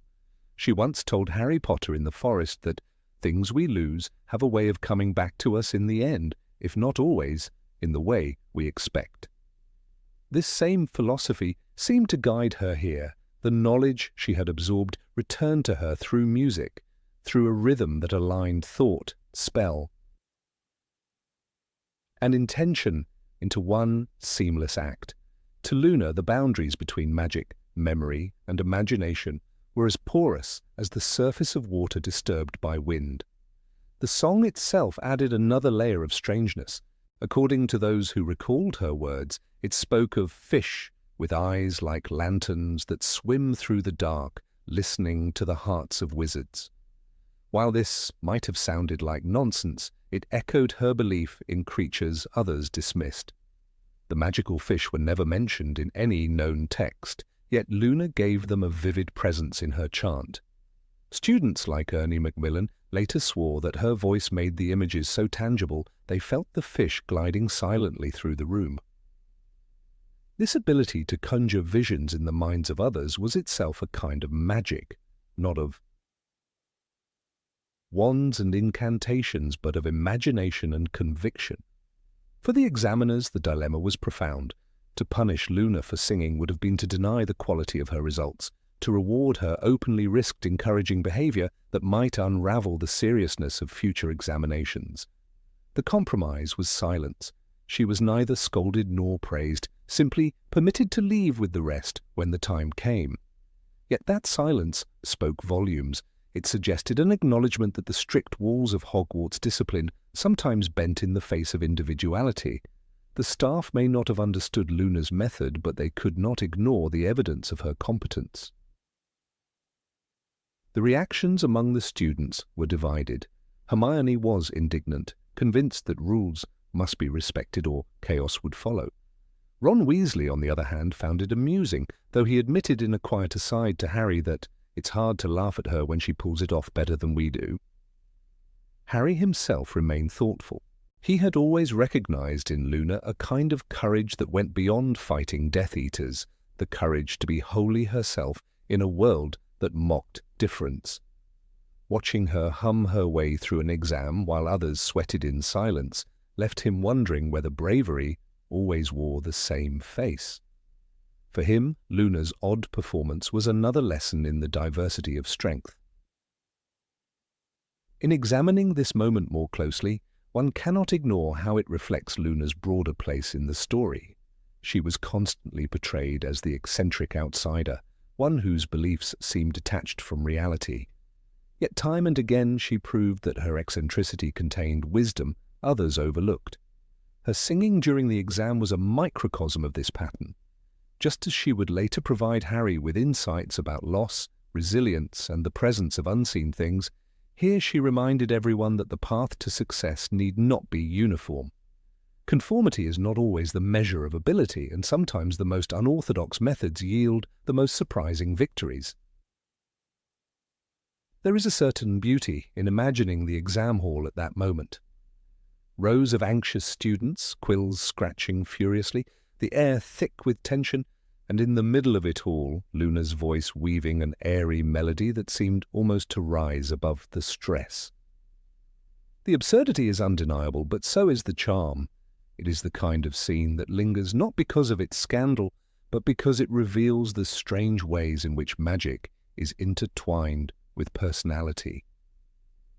Luna did not separate her inner world from her outer actions. To her, singing about mystical fish was no less serious than reciting an incantation. Both were threads of the same fabric. This incident also underlines the tension between creativity and structure within the magical world. Hogwarts prided itself on fostering individuality, yet it relied heavily on rules, exams, and tradition. Luna's humming was a gentle rebellion, not born of defiance but of authenticity. It exposed the fragile balance between nurturing talent and enforcing discipline. In the Muggle world, a student humming in an exam might be penalized without question. In the Wizarding world, however, the results spoke louder than the behavior. Her magic worked, her answers were correct, her technique was sound. Could the examiners truly argue with that? One might even consider that Luna's act was a subtle critique of the education system itself.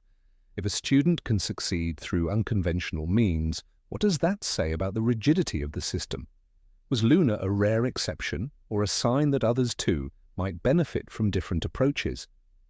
The questions linger, though they were never formally asked, in the staff meetings of Hogwarts. Dumbledore, had he been present, might have smiled knowingly, recognizing in Luna the very spirit of curiosity and open-mindedness he valued above all else. After all, as he once told Harry, it is our choices that show what we truly are, far more than our abilities. Luna chose to follow her own way, and her abilities flowed naturally from that choice. The incident was never officially discussed again, yet it survived in the oral history of the students. When younger years whispered about the odd Ravenclaw who saw Nargles in the mistletoe, they added the tale of how she sang during exams and still outshone them.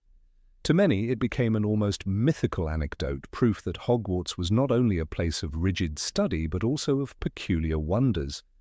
The memory of Luna humming in the examination hall served as a reminder that magic was not just about spells, but about the spirit that wove them together. Her quiet tune carried the message that focus could be found in joy, imagination, and freedom from fear. In the end, Luna's singing during the Charms exam did not change the grading system, nor did it revolutionize how Hogwarts conducted tests. What it did change was the perception of her classmates. Those who had dismissed her as simply odd began to reconsider. She was odd, yes, but also gifted, and her gifts could not be measured by ordinary standards.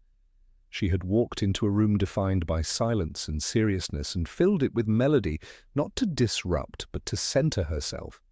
That paradox left an indelible impression on those who witnessed it, making this small, seemingly inconsequential moment one of the most curious episodes in the story of Hogwarts. Number 25. Dancing in response to Slytherin mockery. When the name of Luna Lovegood first appeared on the pages of J.K. Rowling's saga, she was introduced as the odd Ravenclaw girl with radish-shaped earrings, dreamy eyes, and an almost ethereal detachment from the rigid social rules of Hogwarts. From the very beginning, her character stood apart, a living reminder that eccentricity is often mistaken for weakness. Yet Luna possessed a quiet resilience, a courage that did not roar, but instead shimmered softly like the silver of a Patronus.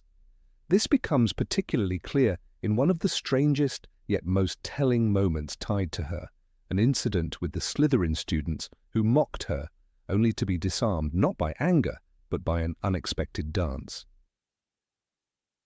The Slytherins had long found amusement in targeting Luna. Her choice of jewelry, dirigible plum earrings, as she proudly called them, seemed to them the perfect excuse for laughter. They whispered across tables, nudged each other when she walked past, and exaggerated their scorn in the corridors. She, however, rarely reacted. Rowling once described her with the simple words, "Luna had a dreamy, faraway look as though she wasn't entirely connected to the world around her." That detachment confused her bullies. But during one particular lunch in the Great Hall, when the ridicule grew too loud to ignore, Luna answered in the most disarming manner possible. It began with Theodore Nott, a Slytherin often in the shadow of Draco Malfoy, sneering at her ridiculous carrot trinkets. His words rippled through the green-clad table like fire, igniting a round of laughter. Pansy Parkinson leaned forward with a cruel smirk, adding her voice to the mockery, questioning if Luna thought vegetables could ward off curses. Even Crabbe and Goyle, never quick with wit, bellowed their dim laughter, delighted by the chance to join the spectacle. It was the kind of moment where another student might have flushed red, stormed away, or even attempted a hex in retaliation, but Luna did none of these things. Instead, she rose from her seat with a serenity that stunned the hall into a peculiar hush. She smoothed her Ravenclaw robes, adjusted the radish earrings that had been the spark of the mockery, and moved to the open space near the enchanted ceiling. Then, with a calmness that was both unsettling and strangely magnetic, she began to dance. Her arms waved like willow branches caught in an unseen breeze, her feet shuffled with an awkward grace, and her hair, pale and long, floated as though enchanted by the invisible rhythm of some unheard melody. For a moment, no one knew whether to laugh or to stare. The improvisation seemed both foolish and bold. She moved in widening circles, spinning slowly as if the taunts had been transformed into a symphony only she could hear. In that instant, the power of ridicule shifted. The Slytherins had tried to reduce her to an object of scorn, yet she had seized the moment, turning it into theatre, turning their cruelty into her stage.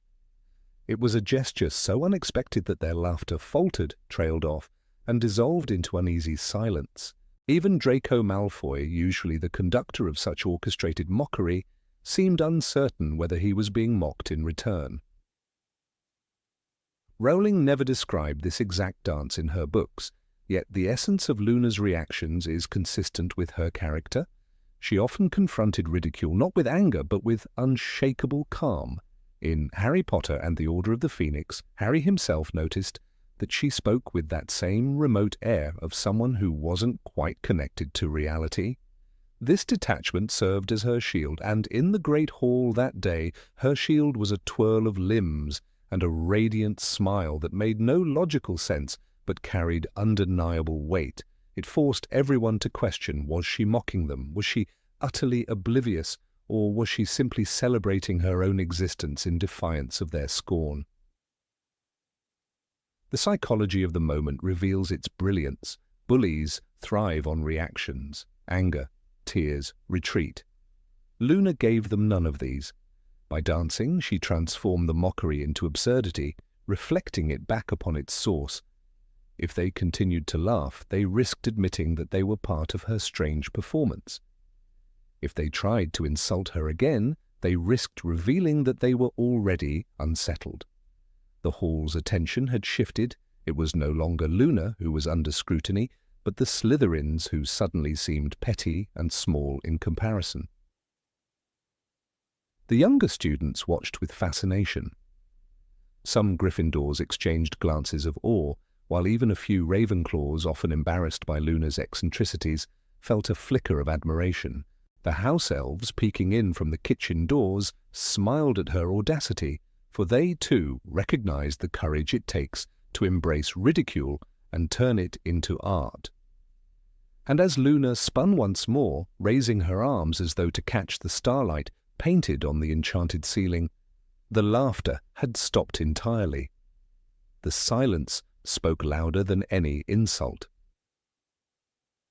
Later, when Harry heard about the scene, he could not help but think of how Luna had carried herself at the Department of Mysteries, standing with him and his friends against Death Eaters, far stronger and crueler than any Slytherin student. "You're just as sane as I am," she had once said to him, with a kind of calm conviction.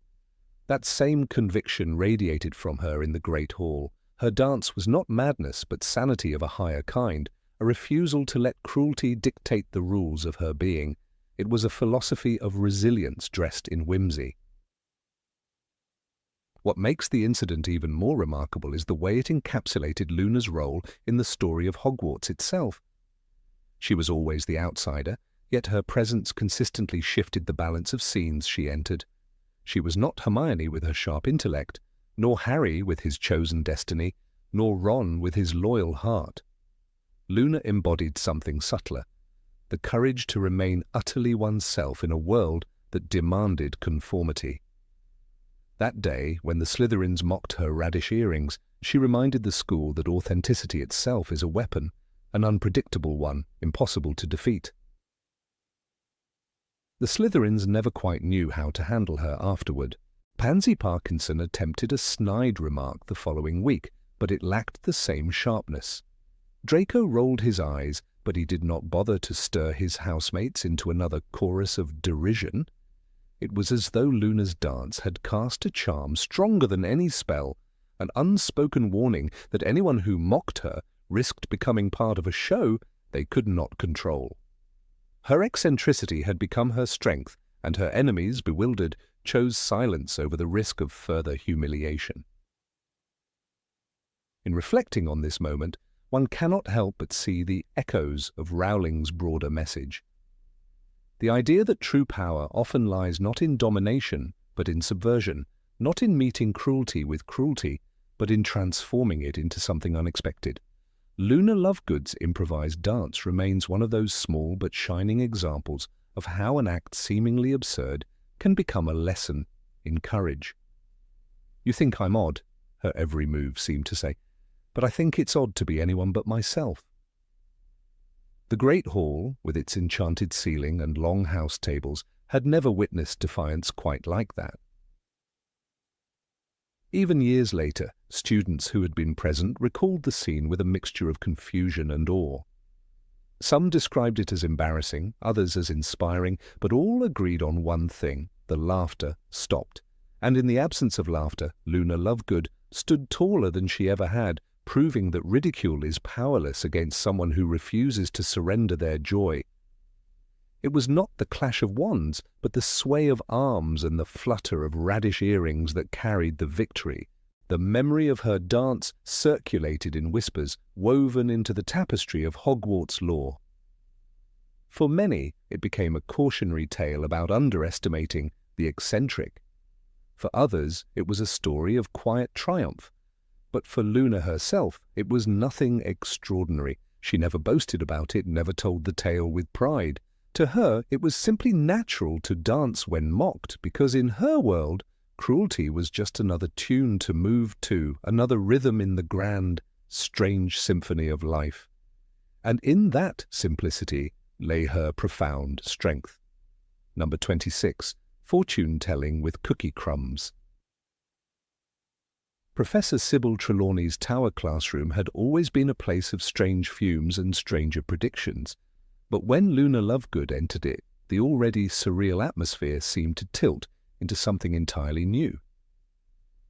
The haze of incense that curled through the ceiling beams gave the impression of a dream one could not quite wake from, and for students like Harry Potter, Hermione Granger, and Ron Weasley, these lessons often felt more like endurance tests than real education. Yet on one memorable afternoon, the moment that has since become a minor legend within Hogwarts lore unfolded, an incident where divination itself became a battleground of belief, skepticism, and sheer eccentricity. Harry remembered well how Professor Trelawney would instruct her students to gaze into teacups and search for shapes in the remnants of soggy leaves. She claimed that the patterns formed by those damp fragments could reveal omens of death, betrayal, or love. "You may be dealing with the grim," she once declared to Harry in a tone of hushed horror, a pronouncement that had left him feeling a strange mixture of dread and irritation. Hermione, on the other hand, often rolled her eyes with undisguised disdain, calling divination a woolly discipline, a subject too vague to be taken seriously. It was in this environment of tension between faith and doubt that Luna decided to add her own unique twist. Luna Lovegood, with her faraway eyes and necklace strung with butterbeer corks, had never been one to follow ordinary rules of logic. Where others saw nonsense, she often claimed to see profound truths. During one lesson, while the class obediently swirled tea leaves, she ignored her cup entirely. Instead, she reached into her pocket, produced a handful of crumbs from a ginger biscuit she had eaten earlier, and sprinkled them onto the table as if they carried the very secrets of the cosmos. For Luna, the ritual of tea was simply inadequate. She whispered that real truths often fell from what is already consumed, an explanation that made sense to her if not to anyone else in the room. Hermione's reaction was instantaneous and fiery. She glared across the table, her quills snapping against her parchment as she muttered in exasperation. To Hermione, who valued clear evidence and logical thought, this display felt like a personal insult to reason. She had already been struggling to keep her patience with Professor Trelawney's ambiguous predictions, and now to witness Luna reducing the lesson to a pile of scattered cookie crumbs was almost too much. Her indignation was visible in every stiff movement of her shoulders as she fought the urge to speak out.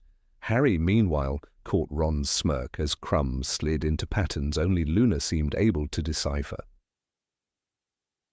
What made the scene more remarkable was the way Professor Trelawney reacted. Rather than dismiss Luna's antics, she leaned forward, her large spectacles glinting in the candlelight, and nodded solemnly. It was as if she had found in Luna a kindred spirit, someone equally devoted to searching for hidden meanings in the most unlikely of places. She muttered about ancient methods and the importance of an open inner eye, praising Luna's willingness to go beyond the ordinary. This approval infuriated Hermione further, for she saw in it nothing but indulgence of lunacy. Yet to Trelawney, Luna embodied the true spirit of divination. The irony of the moment was unmistakable. Here was Hermione, the brightest student in her year, rejecting the lesson with the sharpness of logic.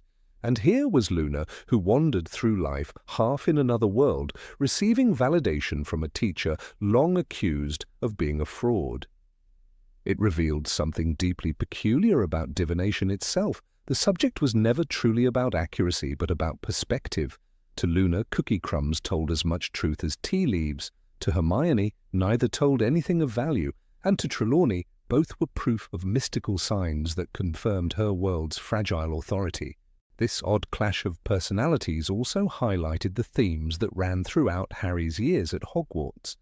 The struggle between belief and skepticism, between those who trust in unseen forces and those who demand concrete evidence.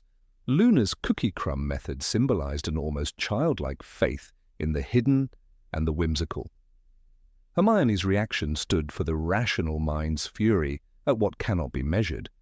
Harry, stuck in the middle, often found himself torn between the two, living proof that prophecies could indeed shape his life, yet never quite sure whether to trust them until events unfolded.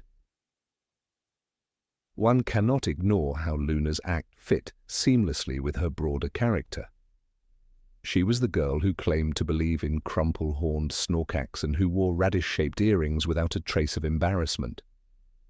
While others worried about ridicule, Luna seemed to dwell in her own universe, unshaken by the doubts of those around her. The crumbs on the divination table became a metaphor for her worldview, small, disregarded fragments that, in her eyes, carried messages ignored by everyone else. She alone dared to look at them with seriousness, seeing patterns where others saw only nonsense. Harry, though bewildered, could not help but feel a flicker of admiration. He remembered how, later in his journey, Luna would stand by him with unwavering loyalty, even when the rest of the wizarding world doubted him. In her way, the crumbs were a foreshadowing of this loyalty. She trusted what she saw, even if no one else did. And in a school where appearances and traditions often held more weight than truth, Luna's disregard for convention was strangely liberating. Harry often found that she spoke with a kind of honesty masked in oddity, a quality he had come to value. The scene also carried an element of humour, though it was layered with discomfort. Ron, for example, nearly choked back laughter as Luna solemnly declared that a particular scatter of crumbs looked like a rackspurt nest, suggesting to her that mischief was about to occur in the castle. It was absurd, but it was the kind of absurdity that lingered in memory. Years later, students would recall not just Trelawney's dire predictions, but Luna's whimsical crumbs, which seemed both laughable and strangely poignant. It was a reminder that Hogwarts was not merely a place of dark danger, but also of eccentric sparks of imagination. Hermione's anger, however, was not mere comic relief. It underscored a vital tension in the story. For Hermione, learning was sacred. To waste a class period on what she saw as foolish games was infuriating, because knowledge was power, and misusing it was an insult to her relentless dedication. When she finally stormed out of divination altogether in her third year, it was the culmination of moments like this one, where the subject seemed to betray her standards of truth. Luna's crumbs were simply another straw on the camel's back, reminding her that some people would always value belief over reason. Professor Trelawney's approval of Luna also revealed her own insecurity. Long mocked by colleagues like Professor McGonagall, who once famously quipped, "You look in the wrong end of your telescope," Trelawney was desperate for recognition. To see Luna embrace an unconventional method must have felt like a vindication. It gave her a disciple, someone willing to follow her into the haze of symbols and omens. That she preferred Luna's wild invention over Hermione's critical mind shows the fragile foundation of her authority. She valued faith over logic because it was faith that kept her position alive. What is most striking in retrospect is how this episode resonates with the larger story of prophecy in the wizarding world. The prophecy that bound Harry to Voldemort was real, undeniable, and it carried consequences that shaped destinies. Yet even that prophecy was couched in riddles and interpretation, proving that divination was never about certainty but about possibility. Luna's crumbs, laughable though they seemed, mirrored this truth. They suggested that meaning can be found anywhere if one is willing to look. They embodied the slippery boundary between nonsense and revelation that runs like a thread through Harry's tale. In the end, the moment was not about whether the crumbs revealed truth. It was about how each character responded to them. Luna's serenity in her belief, Hermione's fury at irrationality, Trelawney's desperate approval, and Harry's quiet curiosity all spoke volumes about who they were and who they would become. The crumbs themselves dissolved into nothing, but the memory of them remained, etched into the strange tapestry of Hogwarts life. They became a symbol of how truth and absurdity often coexist, challenging students to decide for themselves what to believe. For those who love to retell Hogwarts stories, the cookie crumb divination lesson stands out as one of those perfect small moments that capture the essence of the series. It was whimsical and strange, yet deeply revealing. It invited laughter while sparking reflection, and like so much in Harry Potter's world, it reminded us that even in the most ridiculous circumstances there is meaning to be found, if only one has the courage or the eccentricity to search for it in the crumbs left behind.